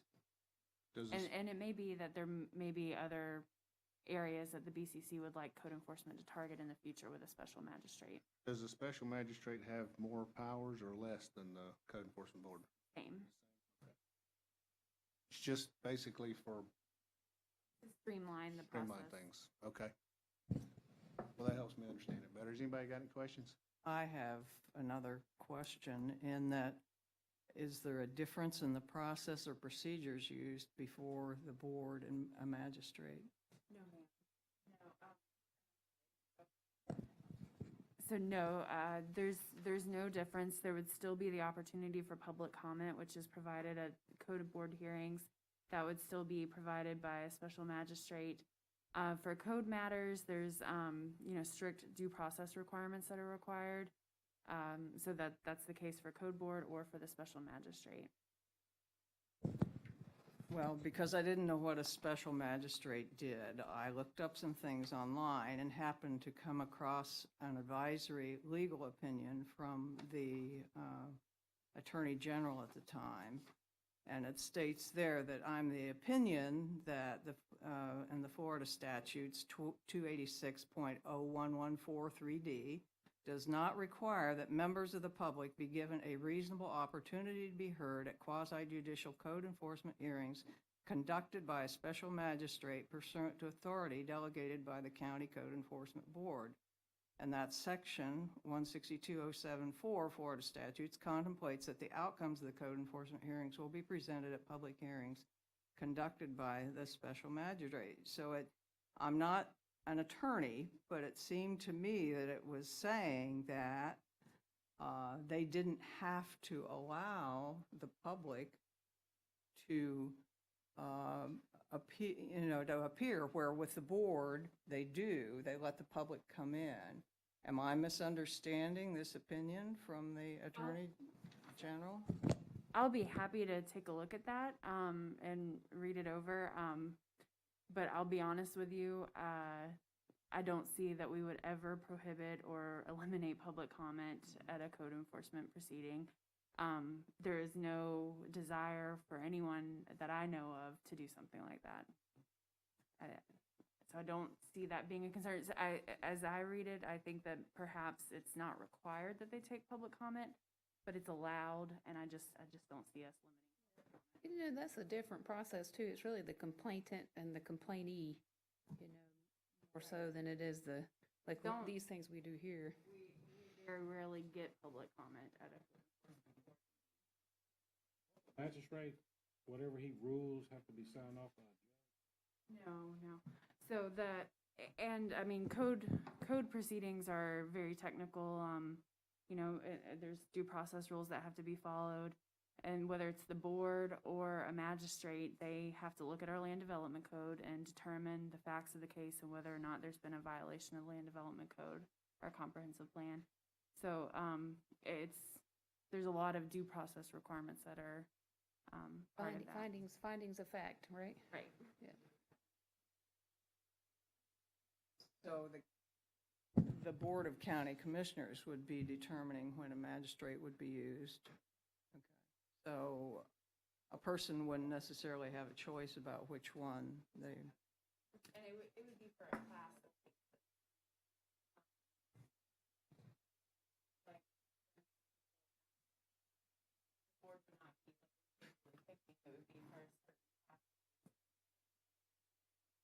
Do we have any estimate on how much per hour or what the cost would be for a magistrate? Frankly, it'll be probably the same amount that we pay the code board attorney right now. Usually government attorneys, the going rate is anywhere from like $250 to $300 an hour.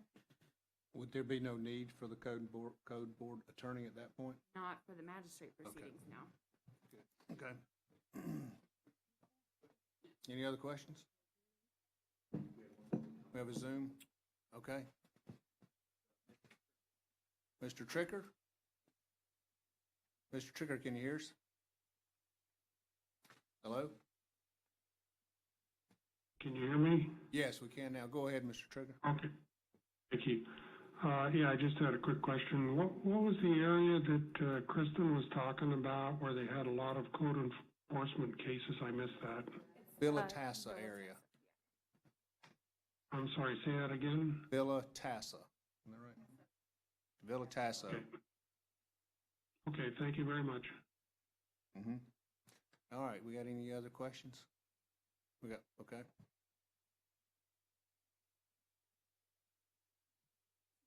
Here's what the qualifications would have to be. Are they licensed attorneys?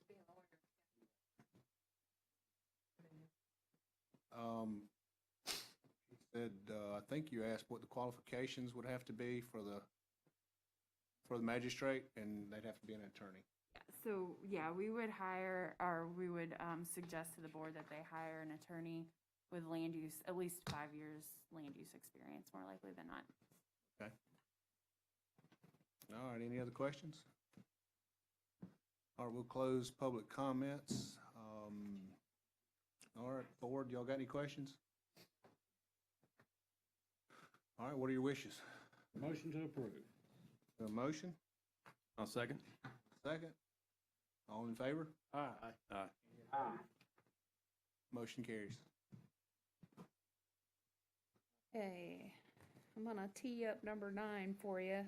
This was kind of a team effort between Stephen and I. Are you ready? Sorry. Sure, yeah, go ahead. Okay. So some of you will recall the US 331 Economic Development Corridor Study that we did back, it was well over a year ago now.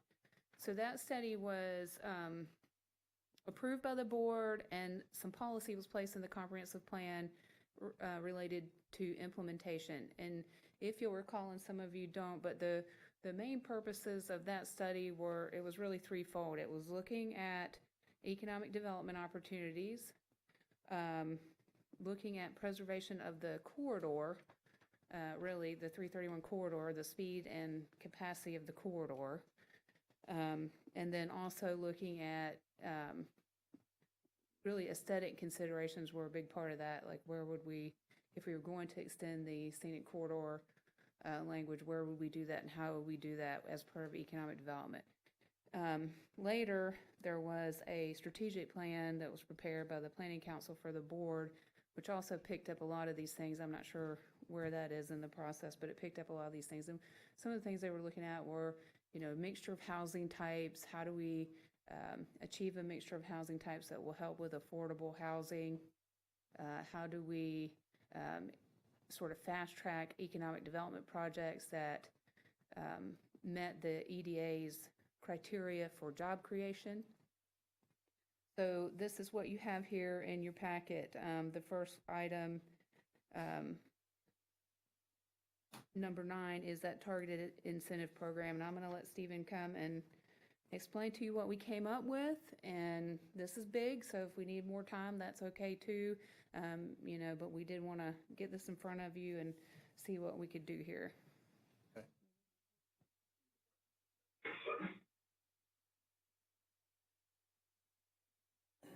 Good evening, Stephen Schoen, Planning. So the first item here, and you can see I had it attached as the first attachment here, essentially adds the underlying language to section 1.13 development approvals, providing for 2 distinct areas, planning areas, if you will, where the incentive, the fast track incentive program would apply.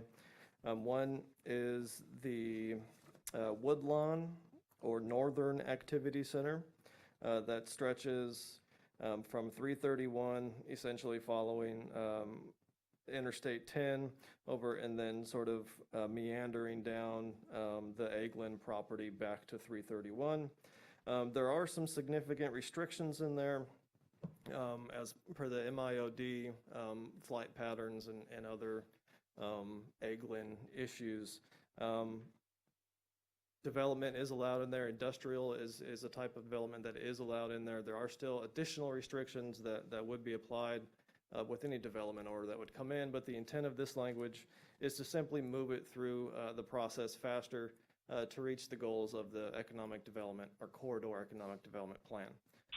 So as Kristen mentioned, essentially any industrial or commercial development that satisfies the 115% of the county's median income levels for their wages. I believe it's 5 additional employment opportunities would be eligible for that fast track program. It would essentially just require technical approval of that project. Can I ask you a question real quick? Absolutely. What is the median income right now? I do not know. So they're going to have to, what was it, 115%? 115, yes, sir. They're going to have to be paying 115% of 60,000 in order to qualify? Yes. Okay. Anything else? No, I'm sorry, go ahead. No, you're fine. So the other area that this amendment outlines is the Black Creek area as well, planning area. And this area is designed more as a mixed use, at least envisioned more as a mixed use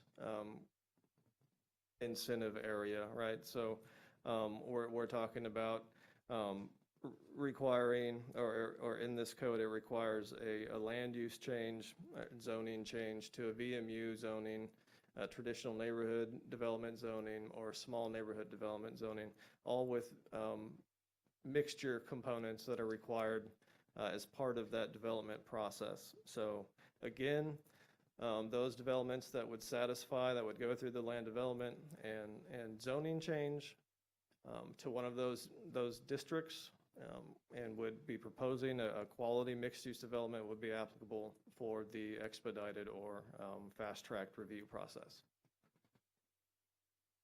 Okay. Okay. If you have any questions on that particular component, I can answer them now, or we can move forward with the actual 331 amendment as well. Anybody got any questions on that? Okay, I think we're good to move on. Okay. The second amendment that we're going to talk about is the creation or the unreserving of Section 6.12 to provide for the US 331 North and State Road 20 East Scenic Corridor Overlay District Standards. Essentially, in a nutshell, what this does is moves the 331 and 98 Scenic Corridor standards north above the bay. It does, however, remove some of the very detailed minutia as far as very specific paint hues and those sort of things do not carry over. If you can see in the brief staff summary that I've included, it kind of breaks down what those differences are between the existing scenic corridor and the northern scenic corridor that is being proposed presently. If you have any questions, I'm certainly more than happy to go into that in more detail. I know I was reading some of this, and having to do with inventory, that it has to be covered. I know you got that on 98, and the regulations that you have to meet in order to have your inventory. It's got to be under cover or inside or within the covering or the eaves of the building. But now, if you've got somebody like a car dealership or somebody wants to come in up there on 331, they're not going to be allowed to do that then, are they? I don't believe that would carry over for a car lot. They wouldn't have to have their inventory covered. Is there an exception in there or something? I didn't see anything, so.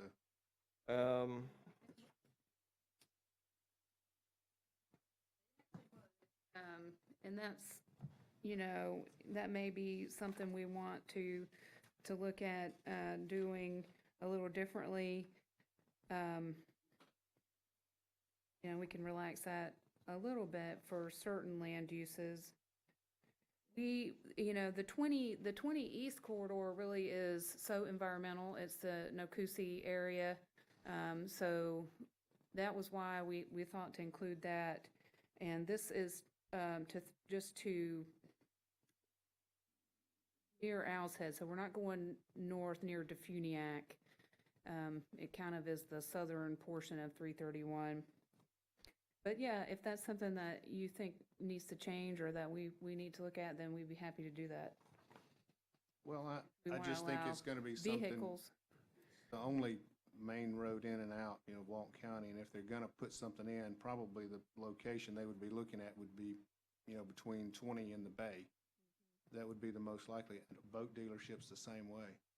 And the vehicle storage, maybe with the inclusion of the signage, and you can't have the wavy guys and all of that, is really a good compromise. And there could be other restrictions. I'm just saying, if you require everything to be under roof, then you're going to restrict a lot of what they can bring in as far as inventory.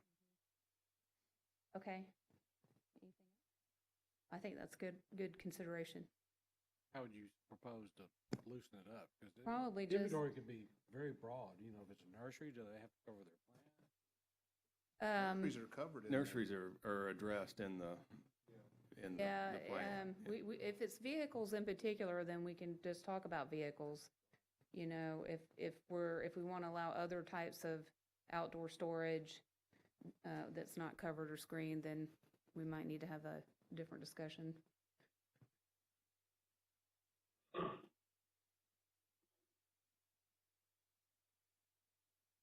Okay, carry on. I apologize for my misunderstanding there. We've gone through so many iterations of this, and it must have been a carryover. But no, again, I can just answer any other questions you may have. Okay, that's the only one I had. Anybody else got any questions?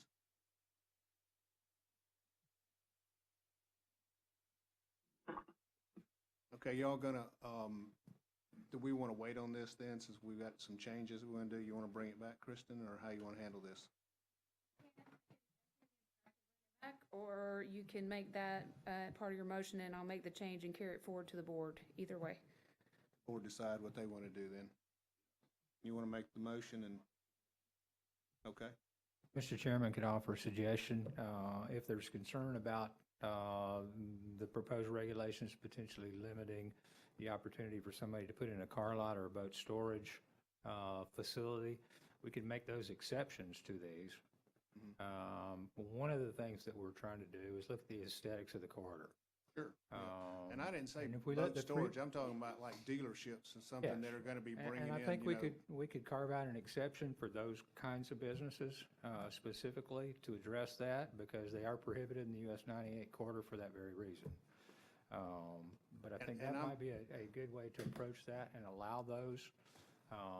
Yeah, I mean, you can have restrictions on it, but having them to, you know, requiring that they be completely covered would not require them to bring, you know, couldn't bring in enough to really do much good on their inventory, so. I think we can provide an exception for boat storage or boat sales and car sales and those kinds of things, and we'll address the concern on that and allow those kinds of businesses. Okay, yeah, okay. I mean, you might have a heavy equipment operator that wants to come in or something. I don't know.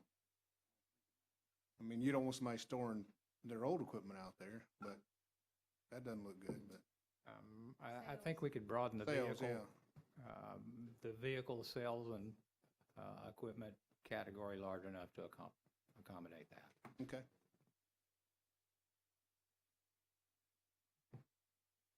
Did you want to, Mac, you said make the motion with that understanding that we would, y'all would address that in a separate, or come back with it, or you want to hold off?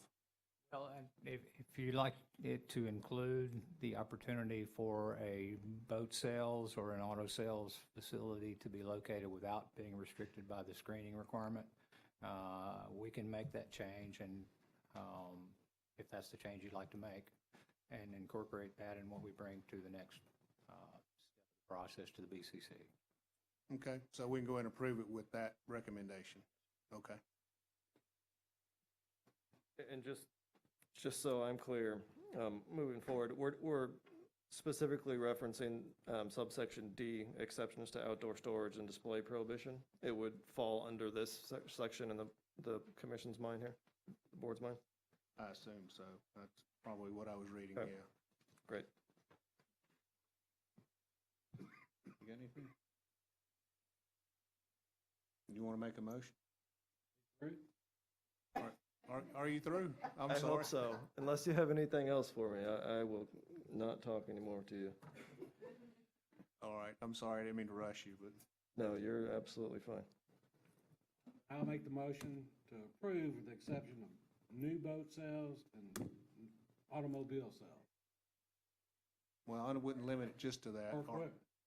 Or I guess new vehicle sales. New vehicle sales. New vehicle sales. Okay. All right, we have a motion. We have a second. Any other questions? All in favor? Aye. Any opposed? Aye. Got you, John. All right, motion carries. All right, Kristen, I think that wound yours up, didn't it? Item number 10, I think we have. Oh, you got one more, Kristen? Okay. Item number 10.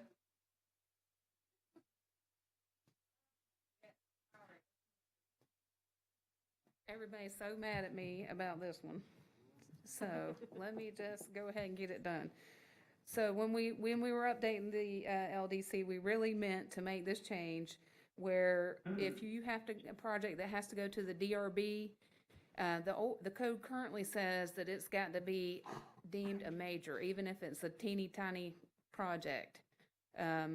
It's just really burdensome, and they still have to go to the DRB, but they would follow the major or minor, whatever they are defined by the code, if this change happens. And this is something we really meant to do, and I just didn't, and everybody's been mad ever since, so here it is.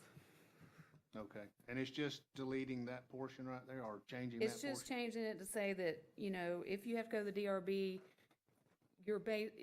your DO process is based on the size of your project, major, minor, like all the projects, but they still go to the DRB. I got you, You okay. know? Okay. All right, thank you. Anybody got any questions? All right, do we have any public comments on this? Anybody on Zoom? Okay, we'll close public comments. Board? What are your wishes? Motion to approve. I'll second it. We have a motion and a second. Any more questions? Okay, all in favor? Aye. Any opposed? All right, motion carries. Now you're done. Mr. Chairman, the remainder of our projects are quasi-judicial in nature. Anyone who anticipates testifying on the remaining items, if you would, stand at this time to be sworn in. Raise your hand. Do you swear or affirm that the testimony you will provide to this board will be the truth? Thank you. Whenever you come forward, if you would, just state your name and state whether or not you've been sworn in. Okay. Mr. Chairman, we're at agenda item number 11, and this is the Cat Island Estates.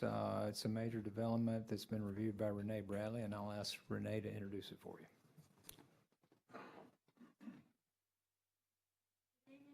Everybody.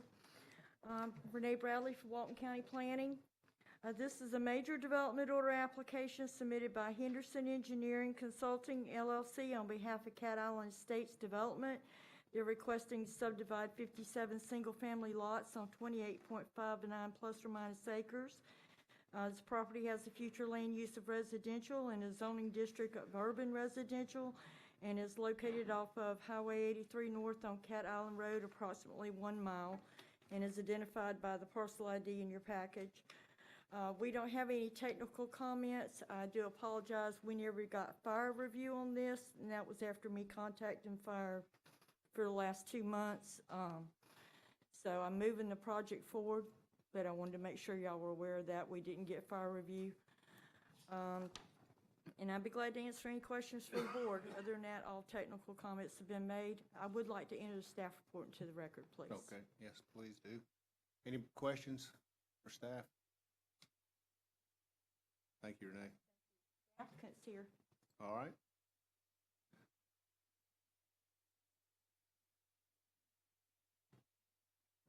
Hey, good evening. John Henderson, Henderson Engineering. Really don't have anything to add. Housing's really needed up in the north part of the county. So I'm gonna help with that. It's in an opportunity zone as well, so. A couple things I wanted to mention. Do y'all have any questions? Do you have, there's 57 lots on 28 acres, so roughly what is 28 and a half. half? 2 units per Half-acre acre. lots? Yeah. Half-acre lots, okay.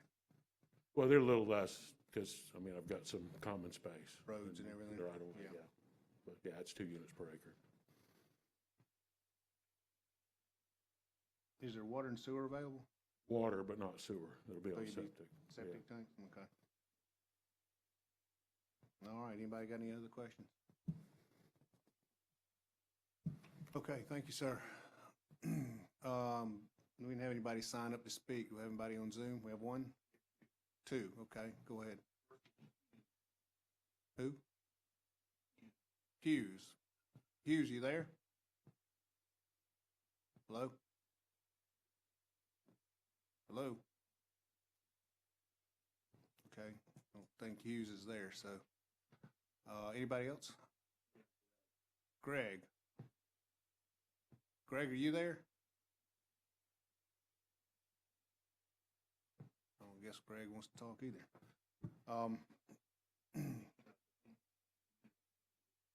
Oh, Greg, are you there? I am. Oh, okay, go ahead. There we go. Yeah, I was just wondering on the 57 single family. I live on Squirrel Road. So I was wondering, and there's not even 60 homes in this development right now. And then he's proposing to put 57 more on half-acre lots. Put all that septic in there. I mean, how is that going to impact the ground and even the groundwater around it? Or am I a little too premature on all this? No, we'll let the applicant answer that question. Is that the only question you had? Yeah, at this time, I think so. Sir, Okay. could you state your full name just so we can add it to the record? Yeah, sure, it's Greg Spencer. Thank you.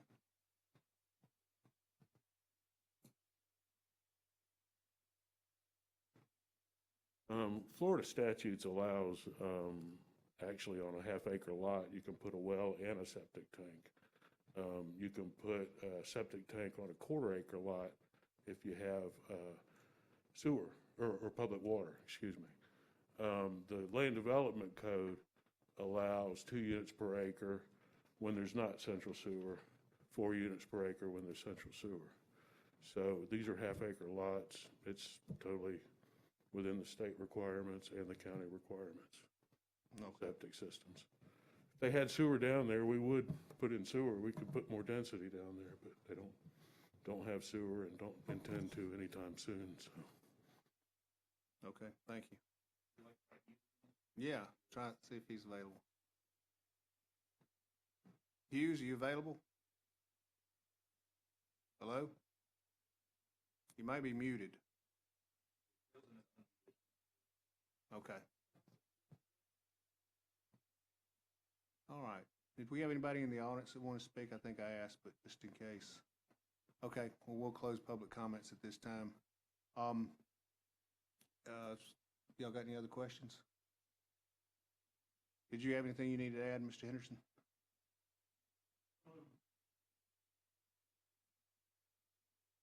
I mentioned one other thing about the septic tanks. Each lot will have to apply to the health department for a septic permit on that lot, so there'll be another check on that. Okay. It's all sandy soils. All right, thank you. All right, board, what are your wishes? Motion to approve?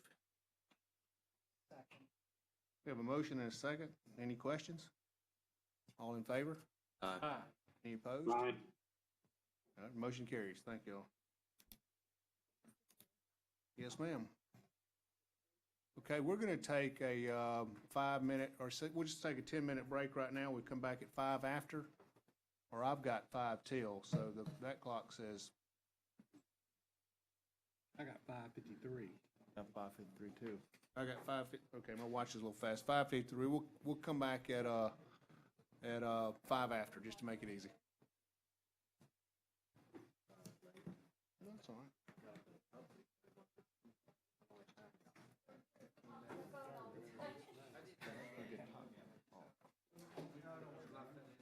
Yeah. I had to hightail it down. I found every idiot drop. Oh, yeah, there's a bunch of people on the road. I know that. There were a pile of them out there. Yeah. Because I was afraid I was going to be late. And I usually try to get here about 3:30, so, because we have a pre-meeting. And wasn't working too well. Get back. Yeah. I had my hand. Wife asked me to do something. Set up my camera. I left it. It's the worst. Always. It has to be. Yeah.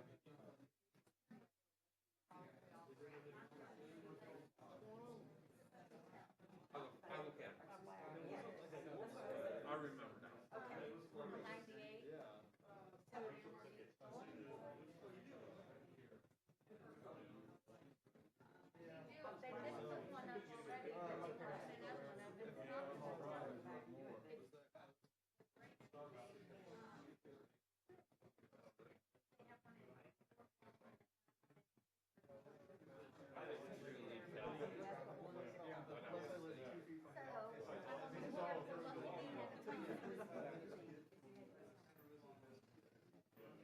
you doing, man? Good, you? Good. Good.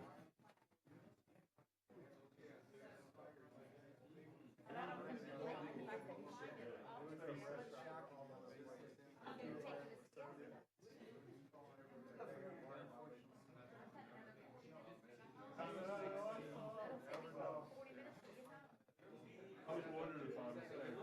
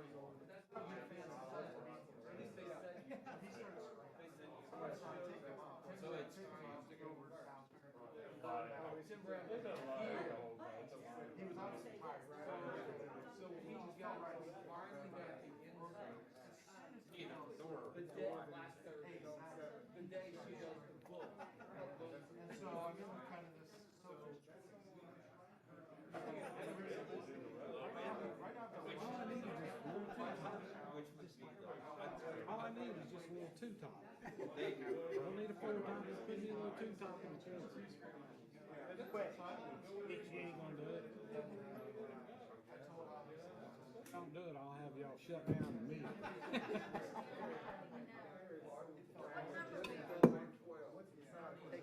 Take the threat seriously. Laugh. This one,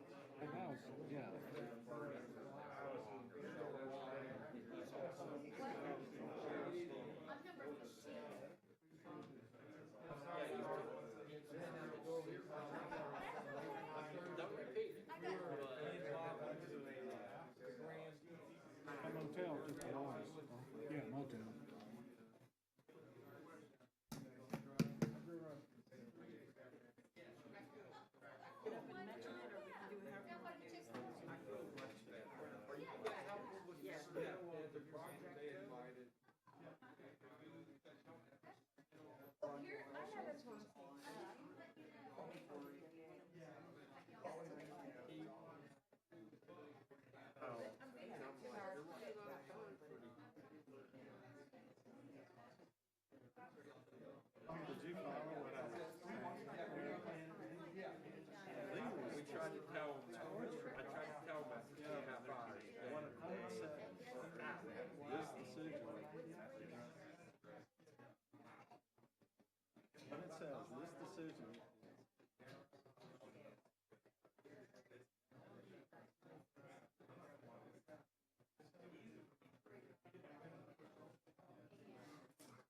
I just wanted to see what your. Believe me, I was sitting there thinking, God, we're gonna be here too.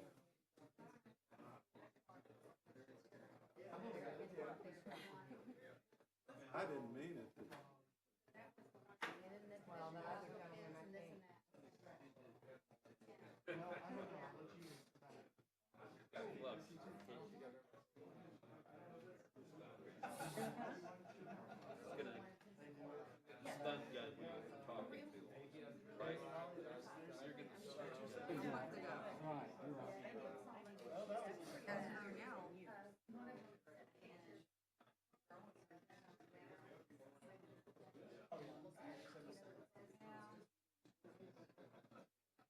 So ready for a change?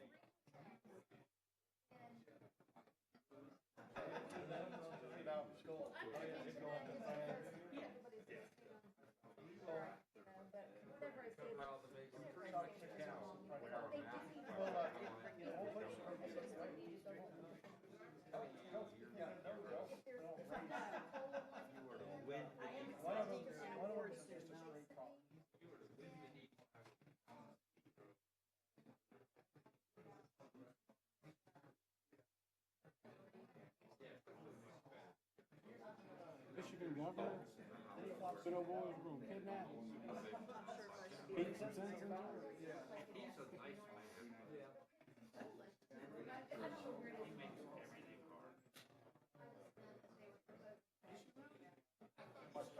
That poor guy can't catch a break for anything.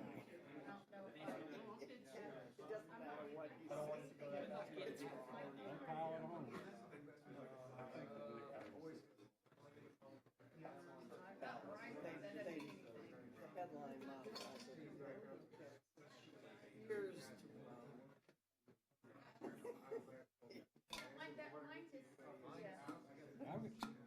I've got some friends up in Michigan, and they say, idiot.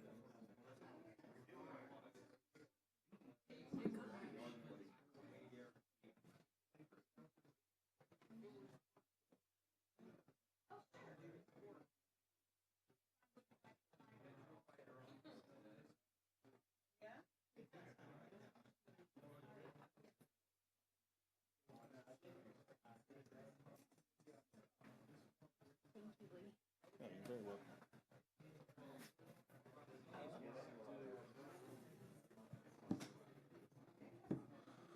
Okay, we ready?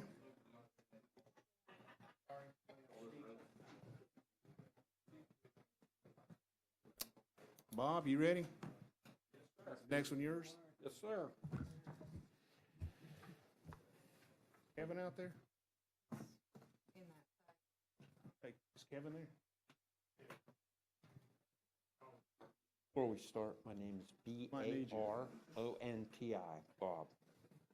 And I have been sworn. Did you spell your first name? B-O-B. What number I'm checking? Who you with? I'm not allowed to say. Number 11, I believe. They don't take me out in public very often. Yeah, number 11. 12, I'm sorry, 12, yeah. I'm sorry, go ahead, Bob. 393 RV Park. Yes, Mr. Chair, good evening. This is request to approve by final order project that is been submitted by Dunlap and Shipman, PA, on behalf of CR 393 LLC, requesting approval to develop an RV park and associated amenities on 9.8 plus or minus acres with the future land use of industrial and extractive uses in a zoning district of light industrial. The project number, the parcel numbers are in your staff report. I'd like to enter this staff report in the record, please. Okay. Mr. Chair, all comments have been addressed. The applicant is here to answer any questions you may have. Do you have any questions for me before I sit down and the applicant takes over? Any questions for staff? Okay, thank you. I'll turn it over.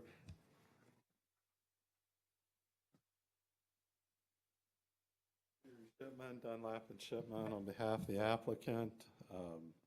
It's an 80-pad RV park with an office and a small apartment above it for the manager. I have with me the engineer, Curtis Smith, and Melissa Ward from my office. If there's any technical questions y'all may have, we'd be happy to answer them. Any questions? I don't have any. Melissa, are you talking? Not unless you had something you needed to add. Okay, all right. We don't have anybody else speaking for this, so, okay, we'll open to public comments.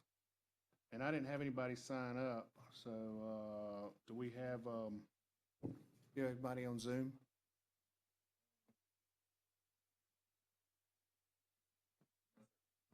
Okay, then we'll close public comments. Anybody got any questions?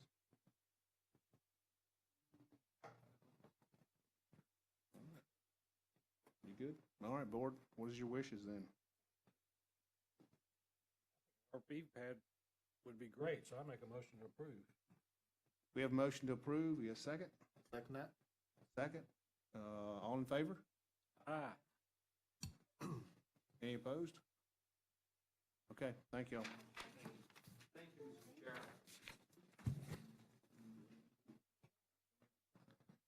Okay, I think the next one is 14 Nelly, no, South Walton no, that one's continued. Sorry, number 14 Nelly Townhomes. Yes, sir, Nelly Townhomes, PUD, this is requested to approve by final order. It's a major development that's been reviewed by Stephen Schoen, and I'll ask Stephen to present this project.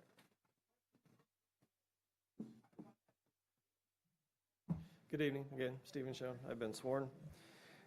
What you have in front of you is a major development order application submitted by Jenkins Engineering Inc. on behalf of DeFore Ventures LLC, requesting the approval of a technical planned unit development and overlay to develop a new neighborhood featuring 55 townhome units, 4,500 square feet of commercial and office space, and 5 live-work residential units above the commercial and office space. The project is located on 9.8 plus or minus acres with the future land use of mixed use and a zoning of small neighborhood. Project is located on the east side of Nelly Drive and is identified by the parcel number in your staff report, which I would like to enter into the record, if I may. I would also like to turn your attention to the outside items that were placed at your stations. It's the South Walton Fire Department comments and a public comment. There are no outstanding technical comments, excuse me. And staff has determined that it meets the land development code as well as the comprehensive plan. I can answer any questions you may have for staff. If not, the applicant is here this evening. Okay. Y'all got any questions for staff? All right, thank you. Thank you.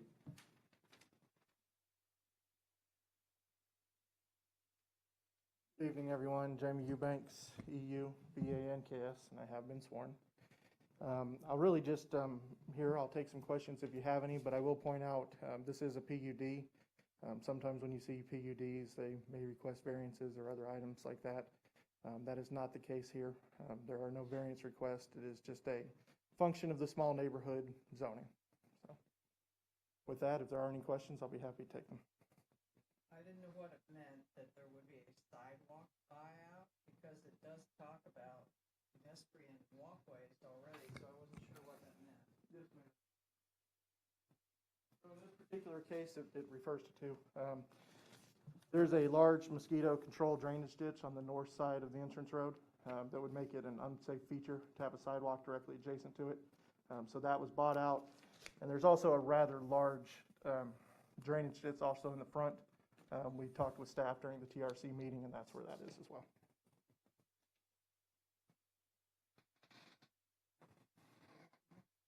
Do you have any idea of what type of commercial activity you're going to be in there? Because I know it's probably unusual to have commercial up in that area. It is. So it was intended to be low impact. We've accounted for office.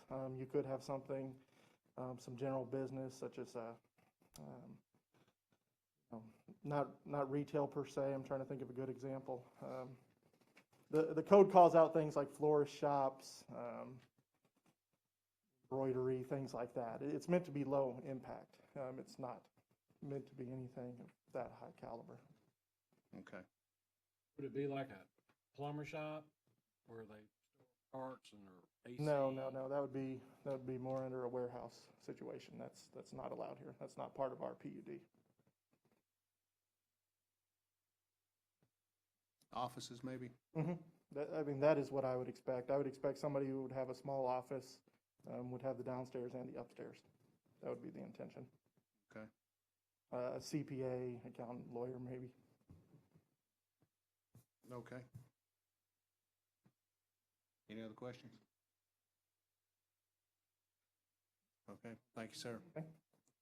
All right, we'll open to public comments. Anybody in the audience want to speak to this? Seeing none, we got anybody on Zoom? No Zooms. Okay, we'll close on Zoom? Okay. Jacqueline, okay. Yes, my first question is, when I made a phone call to Jamie Eubanks, he informed me that the developer did not particularly want to put in commercial in this development, but it was called for under the small neighborhood designation. And I want to know if that's true or not, if the developer really wants commercial in there or not. Is that, do you have any other questions? Well, and if they don't, could they not go back and revamp this? And they made it sound like it would be difficult to do. It'd have to be a hardship case for them not to include commercial in this area. We'll let staff answer that question. Hold on. This small neighborhood zoning district does require a minimum mix of residential, commercial, and other. And in this case, it is 5% minimum of the entire development site. And there's not any going back and changing it, like she said, and trying to... No, I believe the mixture of uses is actually required in the comprehensive plan. And there's no variance process from that instrument. Okay. So you're saying there is no process to get a variance? If I'm correct and it's in the comp plan, no, ma'am. There would not be a process available. If it was only in the land development code, the applicant could request that. Those staff would not recommend approval of that request. My question is, why would you want commercial development in an area where there's nothing but single family now, what is the purpose of having commercial? How does that benefit that area when it's all really bedroom district? Well, the nature of mixed use is to allow for a number of things. More to the point that you're asking is to allow for folks to live and to work and to potentially shop in one location, serving to increase pedestrian activities, limit automobile use. Just in general, that is the reason for mixed use, as well as to increase density and other sorts of things. In this particular location, the county decided to have this property zoned as small neighborhood, and that is the code that is being looked at now to approve this project. When you go one street over, there's a development there that's also this small neighborhood development that does not have any commercial in it. Why was that not required in that particular neighborhood? I cannot speak to that development, ma'am. I don't know which one you're referring to. Barbara Street, I'm sorry? Seclusion Bay. I'm not familiar with that development.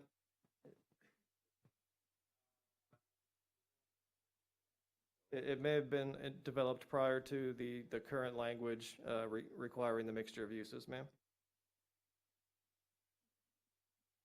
Well, I would just like to say I'm opposed to this as proposed. I think that we should not allow commercial in this area. There's no commercial right now north of Chat Holly, anywhere near that area. I don't know if it will help to ease your mind at all, ma'am, but the commercial allowances here are just as the applicant stated, very limited and not designed for intense use. You're not going to see a Tom Thumb or something like that. This is very neighborhood serving commercial. The aesthetics of it, where you've got all this woodland. I mean, all you have to do is look at 393 right now, south of Chat Holly, and what a hodgepodge of a development that's been. You've got a chance to save this area north of Chat Holly, to leave it residential. I mean, we don't even have any townhouses north. It's all single family. I mean, there should be, if there's going to be commercial, there should be some kind of buffer, so it's just not there, right in your face. I believe the applicant has proposed a corridor buffer, if I'm not mistaken. That's yes, but that's on the perimeters. It's not on Nelly, facing Nelly, where it's right in your face. It's going to be right in your face. Just to address that concern, I believe the minimum buffer there is 10 feet. I believe we actually did 25 feet. And that's existing vegetation to remain. That's on the north side? That's on I believe she's asking about the Nelly side. Yeah, the west side. The west side, that's correct. So there is a 25-foot buffer on the west? Okay. Is it going to be vegetated? Is that? The intention is to keep the existing vegetation. Okay, thank you. I couldn't hear that very well. What was that? He said the intent is to leave it natural vegetation so that it can provide more cover than to take it down and put up new cover in there. Along Nelly Drive, there's a 25-foot buffer there. I think you wouldn't be serving the community to vote for this. I mean, how would you like to live in an area that's all residential and all of a sudden commercial is going to start popping up? I don't understand what that adds to the area. My understanding, there's a fair amount of this zoned in this zoning, so this they told me there's only 3 parcels that are zoned like this right now. Oh, directly adjacent to this? Well, I'm talking about along the Chat Holly Road area. Yeah.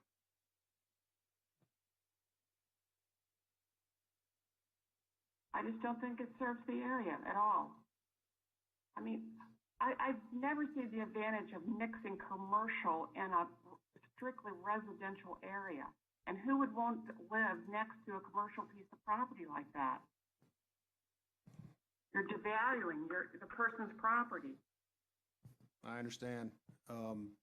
Unfortunately, that's not part of what our board powers are, so we don't have any control over that. Well, then what is your purpose then? Aren't you to protect the public? No, ma'am. Our purpose is to follow the land development code and the comp plan and make sure that projects meet those two. And this one follows the land development and the comp plan. In order to change that, you'd have to go to the county commission and talk to them about changing the comp plan and land development code.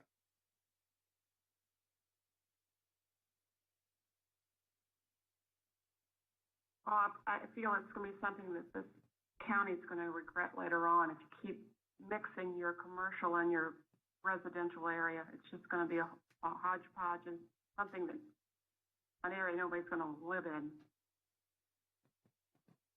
Yes, ma'am. I understand. You got any other questions? No. All right. Thank you. Do we have anybody else on Zoom? Yes, we have L. Garcia. Mr. Garcia or Ms. Garcia, you there? Hi, yes, I'm here. Leslie, Leslie Garcia. And I agree with the previous lady. I live in Southern Pines, which is just north of this proposed development. And there's a bunch of children that live in this neighborhood, some retired people. And I agree with the lady. I mean, the townhomes I think are okay, but not the commercial. And it sounds like there's nothing you can do about it, but if there is a way they can change that part of the plan, that would be most desirable. I understand. Thank you. Anybody else? Okay, we'll close public comments. Commission, y'all got any other questions? I do. The commercial aspect, 4,500 square feet, is that going to be like a little bitty strip center, or how's that going to be laid out? It is, sir. There's 5 units above, 5 units below. Correct.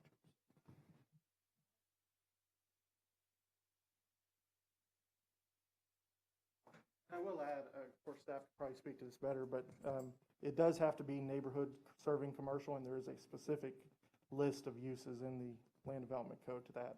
Like I said, it deals with things like floor shops, offices. Hair salons. Correct.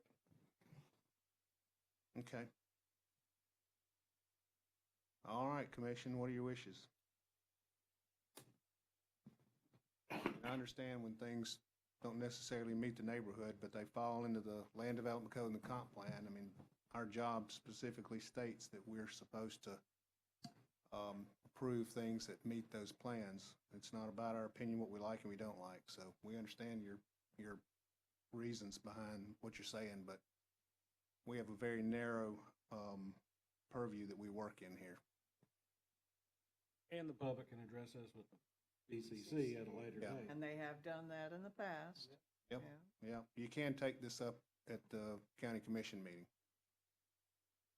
So having said that, I'll make a motion to approve. I'll second that. Motion and a second. All in favor? Aye. Any opposed? Aye. All right, motion carries. All right, I think we're on number 15. Wood Springs Suites. Yes, sir. This is a Wood Spring Suites request to approve a final order. It's a major development that's been reviewed by Tim Brown, and I'll ask Tim to introduce it for us. Tim, you bringing up the rear tonight? Yes. Good evening, Tim Brown with Planning and Development. This is a major development order application submitted by S&ME requesting approval to construct a 122-unit hotel with associated infrastructure on 2.33 acres with a future land use of mixed use and a zoning of coastal center. It's located at the southeast corner of Highway 98 West and Sandy K Drive.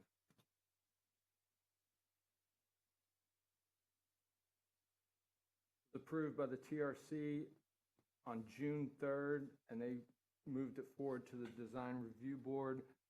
They approved it on September 3rd with a recommendation of provide a privacy fence along the southern property line, which is between the hotel and Paradise Retreat.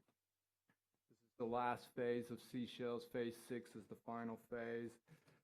These lots are going to be platted into 4 commercial lots. This is going to be lot number 4 of those 4 lots. With that, I'd like to enter the staff report into the record. I'll turn it over to the applicants who are on Zoom. Okay, thank you. They're out of Any questions for staff? before They're you out of leave? Orlando. Okay, do y'all have any questions for staff? Okay, thanks, Tim. Okay, Hello, can you hear us? we can.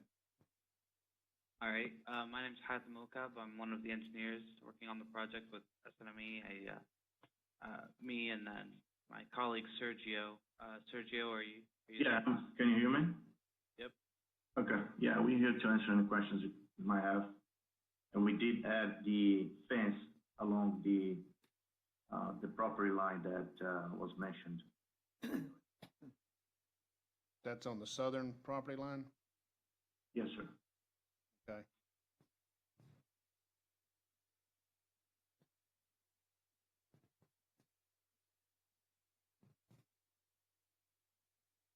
Is that all you have? Yeah, that's all we have with here to answer any questions that you or the folks might have. Mr. Chairman, this is the opportunity for the applicant to sell his project to this board requesting approval. I would suggest the applicant describe his project in much more detail than we have to this point. Yeah, why don't you tell us more about it? Okay. We have been on this meeting before, and this is a hotel room located. Can you show the map again on the screen? It'd be better for us to follow. Okay, they got it up.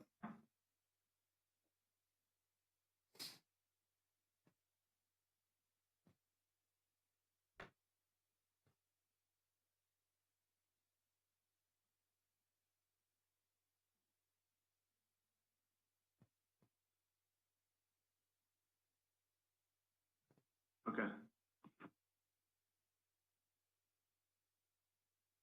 Good.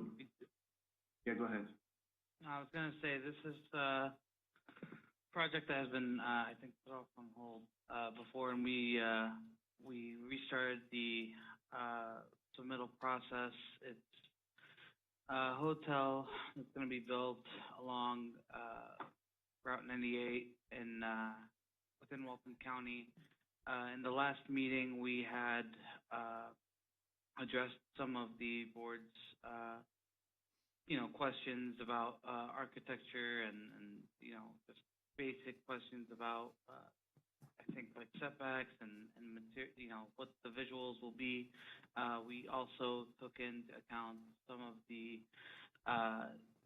opinions of the public. We had some residents from the neighboring properties reach out and voice their opinions, namely the fence. That was the biggest recommendation. And hence we, obviously have added that fence on the southern side. We do have a few more individuals, I think, that are on call. I believe I sent the list to Karen. If we're able to unmute them, to see what they have to say as well. I don't know if they sent us an email confirming that they were in the meeting. Is it possible to unmute them? Let me ask you this real quick. Is Wood Spring Suites, is that like a national chain or a chain? Hey, this is Adam Michelson. Can you hear me? Yep. Yeah, go ahead. Sorry about that. Yeah, I appreciate it. The Zoom is, as you all know, can be complicated. But yes, no, it is a national brand through the Choice flag, and there's over 200 across the country. So we're a developer out of Orlando. We've built over 30 of these across 14 states. So this is one of 5 projects that we're working on right now, and it's 122 rooms, an extended stay hotel that it meets a great need for, a lot of tourism. We built this product in similar tourist towns as well as kind of growing small markets like this area. And so we've experienced, again, a lot of success with this specific flag and this brand. There were comments last time at the meeting with the community and, wanting fencing, which is what we added to the what would be southern border of the project. And so, again, happy to answer any other questions around this, but excited to get going on this project with you all. How high do the neighborhood want that fence to be? 8 feet, 10 feet?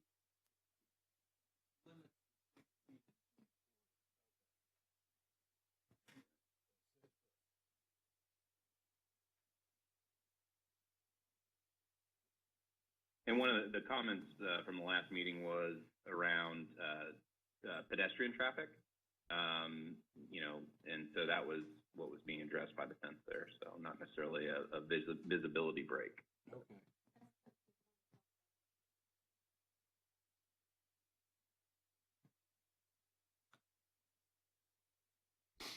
I think I saw something in a letter, I think it was on this one, that about people concerned about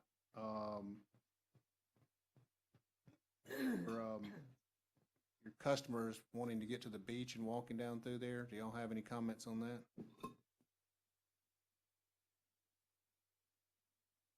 I believe it's the community gated to the south. I would say most of our, the leisure traffic is not a core. People that are staying with us are usually coming in for projects, for different types of, more than 1 or 2 night type stays.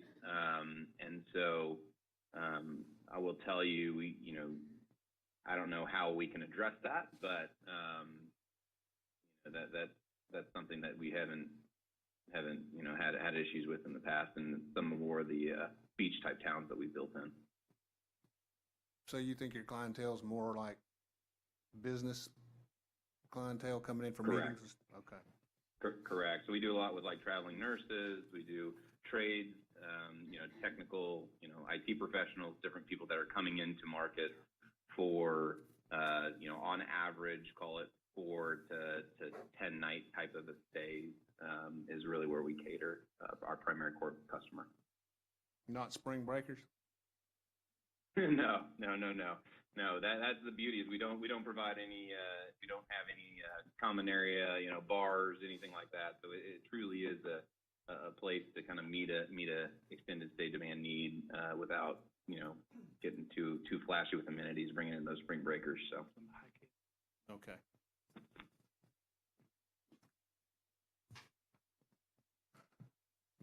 Y'all got anything else? Anybody else want to speak on your end?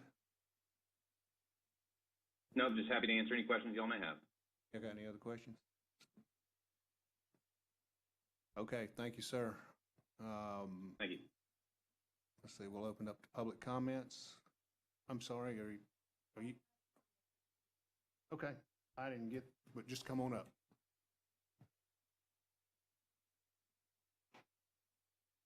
My name is April Cooper, and I'm on the board at Paradise Retreat. And the last meeting, we did suggest a fence because we were told basically that's all we could talk about was the architectural, that this would be the meeting to talk about the other concerns. And we do have a concern of the hotel going, it's going to back up right to our property. Like I said, I live on Paradise Retreat.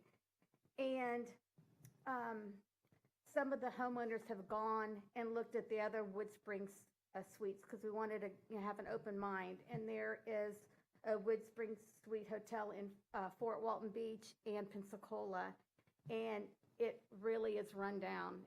It's not, I don't mean to be ugly, but it's not appealing whatsoever.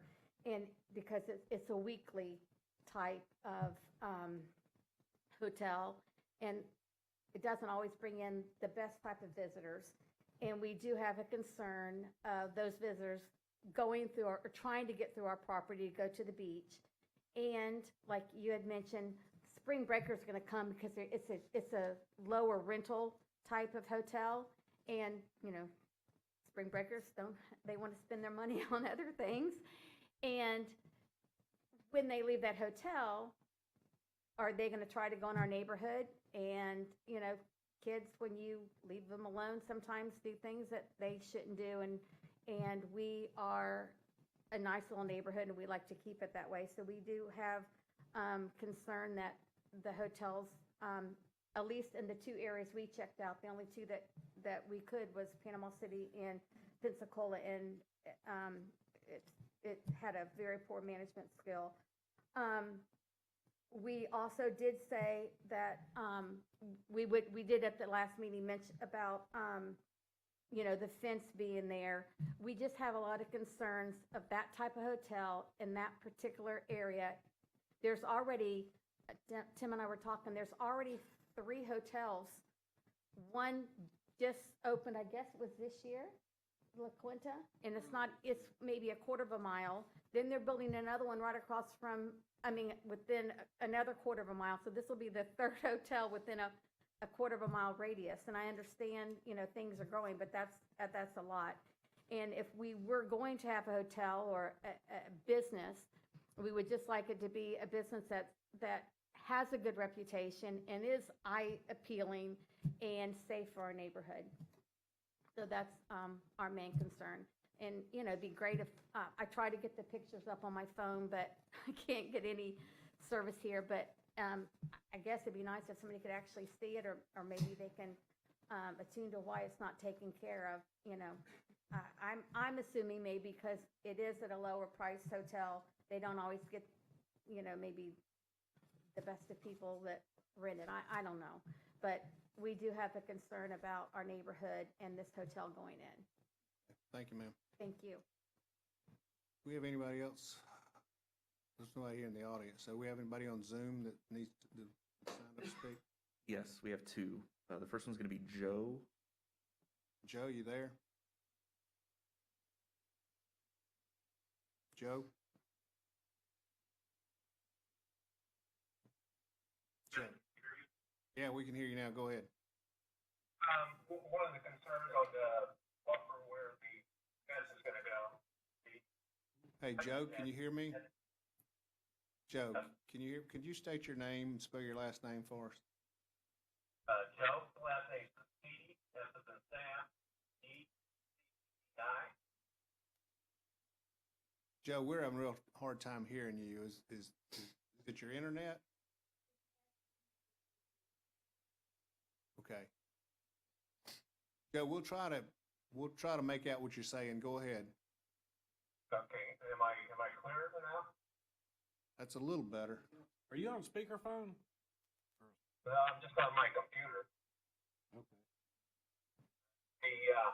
The concern was adding growth or vegetation to the upper area behind the fence, in front of the fence that they're putting on the south side of the property to deaden sound would be one concern. The other concern is, are these a franchise hotels, individually owned? Kind of like the Dollar General, which we have a lot of issues with them maintaining the property. And the third thing is, for the beach access, we have a private deeded beach.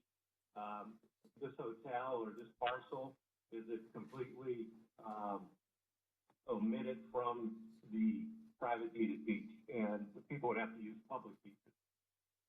Those are my 3 questions. Yeah. Okay, we'll have the applicant answer those questions for you. Is the applicant still on?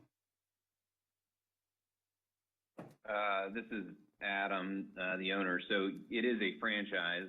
We are the owner of the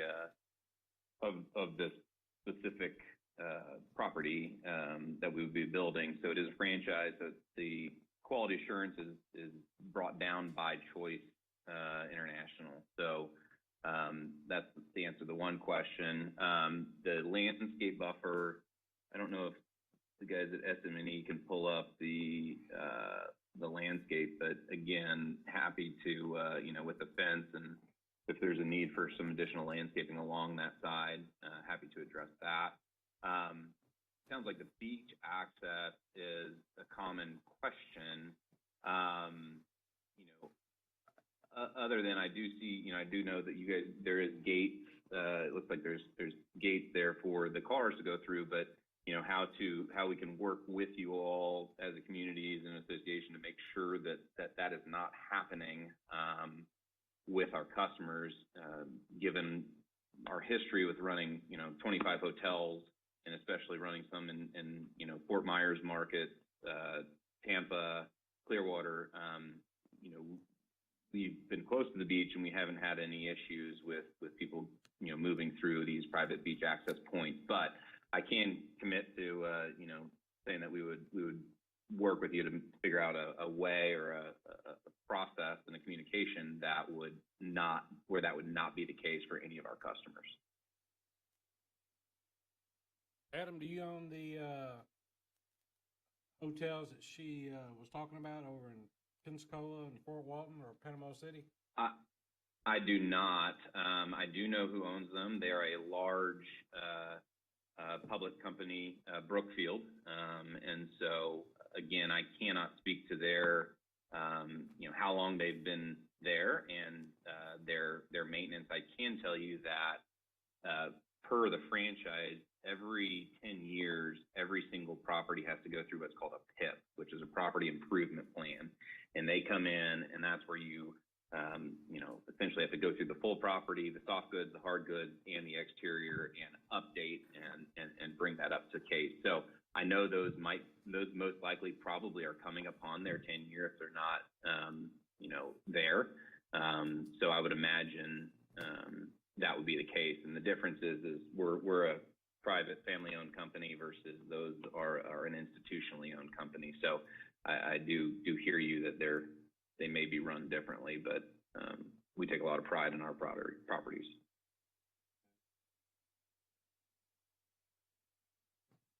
Any other questions? Did we have anybody? We got somebody else on Zoom. Yes, we have someone with the initials WM. WM, you there? Yes, this is William Flynn, Flynn. I live at 450 Sandy K in Paradise Retreat. Can you hear me? Yeah, we can hear you. Go ahead, William. Okay, I have a couple questions. Number one, I saw all three in the Panhandle, and it doesn't look like they've been through any kind of inspection or updating in 10 years, I can assure you that. They have cars in the parking lots that I've never seen in any hotels in my life, and I travel a lot, with things growing where the windshield wipers go. In other words, they're left cars in the parking lot, wrecked cars, broken windows, lack of plants, under-maintained. I've never seen any hotels in the Panhandle with that lack of maintenance. Now, we've had problems with the dollar store, so you go ahead and approve all this, but then you don't have the manpower to stand behind it. They haven't had irrigation since year one, so they can promise to put all these buffers in, and you can approve them, but then they put the buffers in, and there's nothing to make sure that they're maintained and still there after year one. I would like to see more buffer in there besides a fence, and if we heard details about what kind of fence it is, I'd like to hear details about the water retention. We had a lot of water in there during that last storm, and I think all the water retention is tied together. Who's going to maintain that? Are they going to contribute to our maintenance? All that water retention is tied together with Paradise Retreat. Yes, I'd like to see something to stop the people from coming through our community. Are they going to contribute to a improved gate and fence to go to the houses? Those are some of my questions. Adam, can you tell us your hotels are better maintained than those in the Panhandle? Yeah, thank you. Yeah, I mean, if you look at our properties, again, we've had multiple across the country, but we've always been top performers in terms of, a couple things. Properties that are run down and have any issues like that in the parking lot, it is 100% a management issue. And I hear you say that around, the, once the thing gets approved, it's kind of out of the hands, but, it is about management, and it's working within, the communities that to address those issues. And so one of the things that we have is we have very strict policies in terms of, all the cars, any car that's in a parking lot has to be, fully running. You can't have anything growing in its windshield or broken down. So that's completely unacceptable, which is fundamentally a management issue. On the fence comment, typically what we do is, a nice vinyl PVC fence. There is a landscape buffer there. On currently, and again, I don't recall if there is any man gates. I know there are swing gates, but if that makes sense to say, hey, let's look at beefing up a gating issue, we could have that discussion. But it is fundamentally a management issue. Our properties that we run, we run them as first class. We're not using any other institutional capital. This is personal capital that we use as a family business. And so it's something that we take great pride in and really being a part of that community. So we see ourselves coming in as an asset to the community and bringing in a service that, candidly, our customers really, it meets a huge need for them for, the work that they're doing within the community. And so I'm happy to talk with the HOA to, continue to strategize around how do we set up a good partnership where we aren't creating rubs of any pedestrians walking down to the beachfront. To answer your question on water retention, SM&E can maybe speak to that. I know that there's been proper planning done for the water retention there. I don't know if you guys at SM&E have any other comments on the water retention question. So just a few different points real quick. One, Miss April was, I'm sorry, Miss April, I forgot your last name, but she was present in the first meeting, and she was the initial, point, she was the initial person to bring up the point of the fence. So, Ms. April, you've been heard loud and clear. I just want to point out that the landscape, I believe there was a comment about the landscape buffer. There is a 20-foot natural vegetation buffer that exists on, on our parcel. And I want you to know that we do exceed that by an additional 13 feet, actually a little bit more than 13 feet. On top of that, as part of the master plan, that there is a pond that is there. So there has been steps taken to accommodate for the stormwater. We are aware that that area has been recently hit by the most recent hurricane, and we do value our engineers and our work and our ethic and making sure that we prepare our plans with that in mind. We understand that a lot of our work and a lot of our clients and our families are within Florida, and we are within that. We're just on the edge of hurricane season here, so the master plan should address that. And I believe there was a comment about the Panhandle, that area being a hot spot for spring breakers. I do believe I've had a discussion with Tim Brown on this, and correct me if I'm wrong, to my understanding, spring breakers don't really target the Panhandle as often as they would target larger cities like Orlando, Miami, Tampa, some of those more springtime friendlier environments. I have family in Pensacola, so I have visited, but I believe that their high season is more towards the summertime rather than the spring, spring and winter time. I've recently moved to Orlando, so I can't say for sure, but as Adam mentioned, the hotel does mostly service business people, traveling nurses, things of that nature. And as he pointed out, the cars and, you know, things going out of the windshields and all that, he's correct in saying that it's a management issue. So I can't attest, you know, anything to that. But, hopefully that covers everything. I want to make sure that all the points were hit. So, Adam, let me ask you a quick question. yeah. Say the hotel had some cars in the parking lot that'd been there for several weeks. The buffer started dying, the landscape. Who do they contact at Choice Hotels to lodge a complaint? Yeah, so, well, they would contact us. You know, firstly, let me say, it won't happen. If that is an issue, you know, they need to contact us Just directly. say y'all sold the franchise to somebody else. Who would they contact to lodge a complaint? Correct. So I will give them the personal franchise guy's name and contact information. So there is a group that is in charge of all the franchise you know, relationships. And so if we were to sell to, you know, someone else, there's a team at Choice that works specifically within this branding of WindSpring Suite that handles that type of you know, complaints, if you will, or those types of issues within the community. So Choice is very you know, supportive of the communities that they're in as well as the franchise, and so they've got a very, very great program to help manage that. So it's not a, you know, call 1-800-CHOICE cares. It's you know, there's actually a WindSpring Suite department that has management with all of the franchisees, and they would be able to address it with them. All right, well, get that information to these property owners that you're. Yeah, correct. Yeah. Joint. Matt, go ahead. Mr. Chairman, Matt Carpenter for the Planning Department. If I could ask Alan a couple of questions and make a couple of recommendations. A number of developments here in Walton County, certainly those that are typically condos or condo hotels, have a minimum age requirement to rent their units.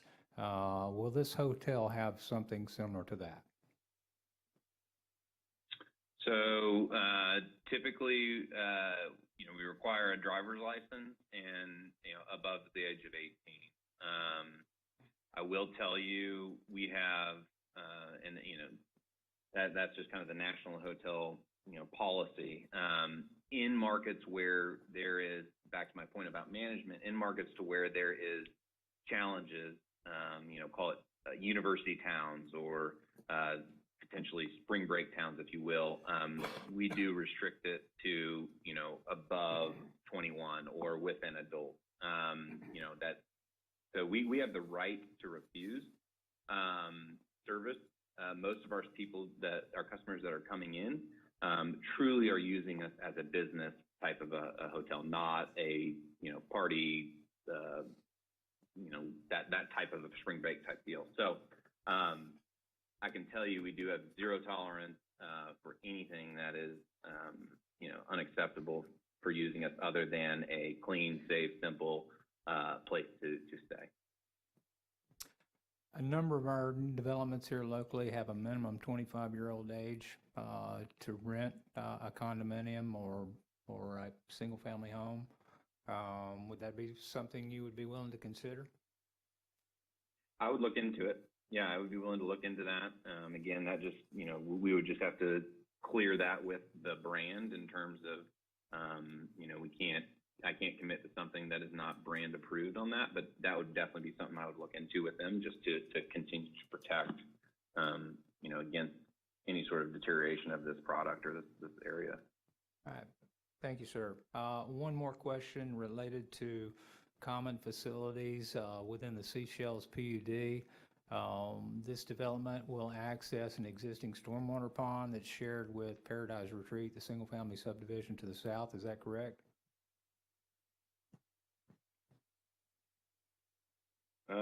Estimate, you guys can address that? Yeah, the stormwater is part of the master plan for the whole area. We don't have, we tie to the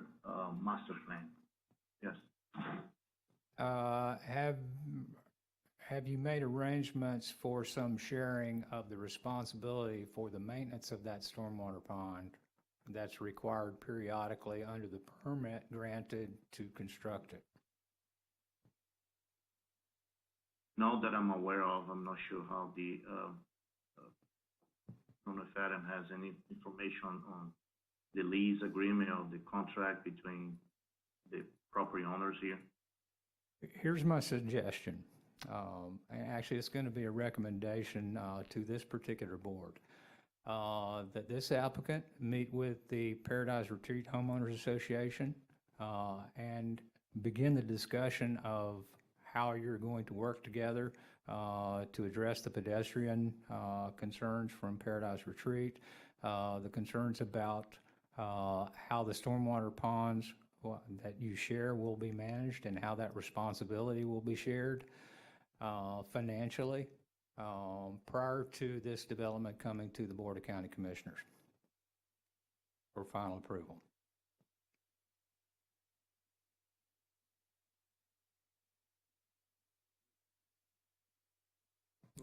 Oh, I'm sorry. Could you come up to the microphone, because he can't hear you back there? Adam, this is April again. I was wondering too, like, he suggested if we could meet and come with some of these agreements, because, you know, Orlando isn't a spring break area, but we are definitely a spring break area. From March, April, it slows down a little bit, May, and then after Memorial Day, all the way to Labor Day, it's packed again. And we don't want those people cutting through our property. So like, you know, maybe if we meet, we can discuss the gates options, we can discuss more on the gates, we can discuss the fence, you know, the landscape and so forth, and maybe come to some consensus. Yeah, the age of the people, you know, because there are issues. Luckily in our neighborhood, you know, we're all concerned about it, and I think if we all came together and kind of planned it, I think it would help everybody involved. If you would be willing to do that. Yeah, definitely happy to meet. I'm curious on the south side of the neighborhood. How have you all addressed that with kind of, because it looks like it's about a half a mile if I'm measuring it correctly, from 98 all the way down to the beachfront. Is that correct? Well, my house, you know, is about probably a block and a half from the beach, but all I have in front of me is a condominium, and then the beach is right there. So, they are south of our subdivision. So therefore, you know, there's no reason for them to cut through our neighborhood. There's nothing on that, that parcel right now. So the only way for your people to get to the beach would be to go through our neighborhood or there's another association that would be on the other side of it as well. And that would be the only way to get to it, unless they get in a car and actually, you know, drive to it, which, you know, or walk all the way around, which they're not going to do that if they can find a way to make a shortcut. Is there a public beach access in that area? The public beach access is down by, it's a distance, it's down by a Seascape. But there's not one right in there? No, and then the other one's by Crab Trap. So there's not one, you know, the only private beach accesses off 98 by our subdivision. They'd have to go to the right or the left to get to an actual public beach. The Crab Trap's not that far, but again, they'd have to come through our neighborhood to get there, because the only other way to go is go all the way down and take, you know, drive to take a left. But only way they can walk to anything would be to go through a neighborhood. Does your subdivision have an access for it? Yes, we have a private access. Private access, yes, okay. Yes, we do. We have two. The access is gated, yes. Okay. Yes. But we don't know if, you know. Yeah, I mean, you know, again, the but that doesn't matter. gate or some Go ahead, a I'm gate sorry. or something on that north side of Sandy K Drive is not a, that's not a deal killer on our side. I mean, I'm confident we can figure that piece out. I think, one of the things that I can't speak to, the staff was mentioning on the stormwater, we're buying this property, from the current landowner, and he has a full-on master plan, for that whole parcel, right? So we are just a portion of the parcel. And my understanding is that he has addressed all of that from the needs of what is required for his master plan.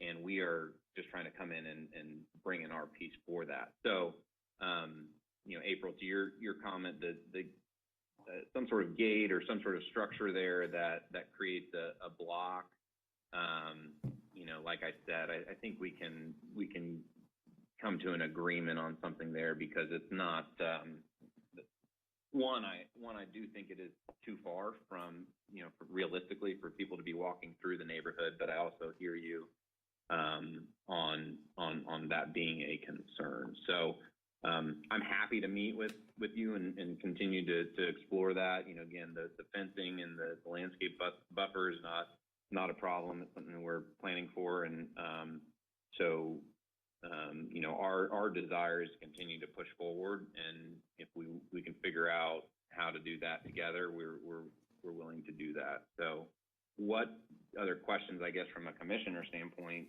is needed on this project that we would need to be addressing? Well, my question is, do they have his number that he could call them, or how are we going to get together?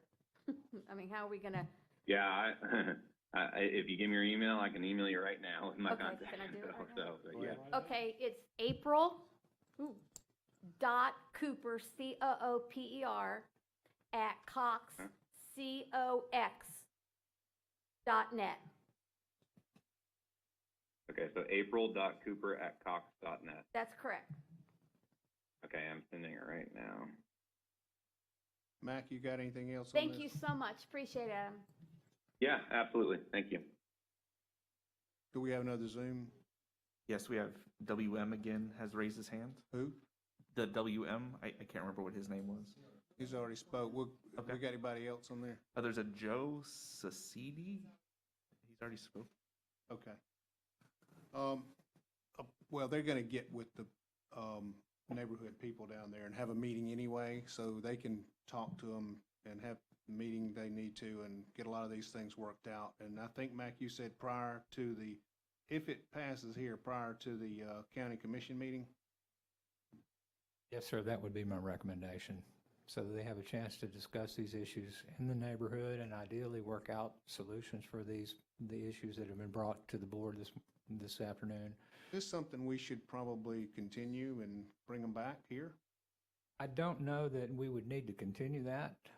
If they can work these issues out, they have met all the other requirements of land development code. What you're saying is they don't work it out, then you're going to recommend that it not get approved at the county commission meeting, probably? I don't know that I'll go quite that far. At this stage, I think it's important for the applicant and the neighborhood to have a dialogue, because they are sharing some common facilities that, whether it's through the master PUD, the commercial portion, that this hotel will occupy one of the lots in. I think they just need to come to the BCC, understanding what those requirements are, having already discussed those with the people that are presently maintaining those facilities. Okay. If I may, and I apologize for interrupting, but I know in this current state of affairs, words are cheap, but I promise you, we will work this out with them. These are things that we can overcome. They're not, like I mentioned, deal killers, and we truly want to be a good asset to this community, to the neighbors, as well as to your overall community there. So we're committed to making it work. Okay, and you've got Ms. Cooper's email address. Are you going to get in touch with her then and set all this up? Correct. Okay. Thank you. So we can't bring it back? Well, there hasn't been a recommendation from the board or motion, so we'll see where it goes. We got anybody else? Okay, well, we'll close public comments then. Any other questions for staff or the applicant? I have a question for staff, just to clarify that the project technically meets all the technical requirements of the land development code and comp plan. Okay. Is that it? You got anything? You look like you got something. Just thinking, should we do this, let them all meet subject to, and then they go in front of the BCC, and then not all put together, then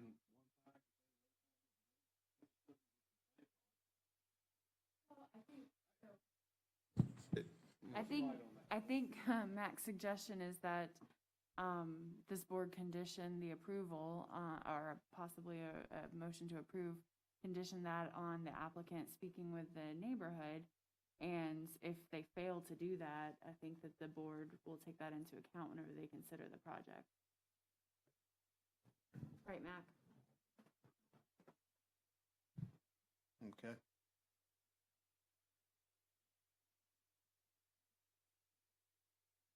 I'll make the motion to approve. Recommendation. Yes, with the recommendation that the applicant get with the community, that joins their property, and they work out and discuss these concerns that the community has. With the gates and the fence. Gates, the fence, the water, stormwater runoff, the buffer, and age.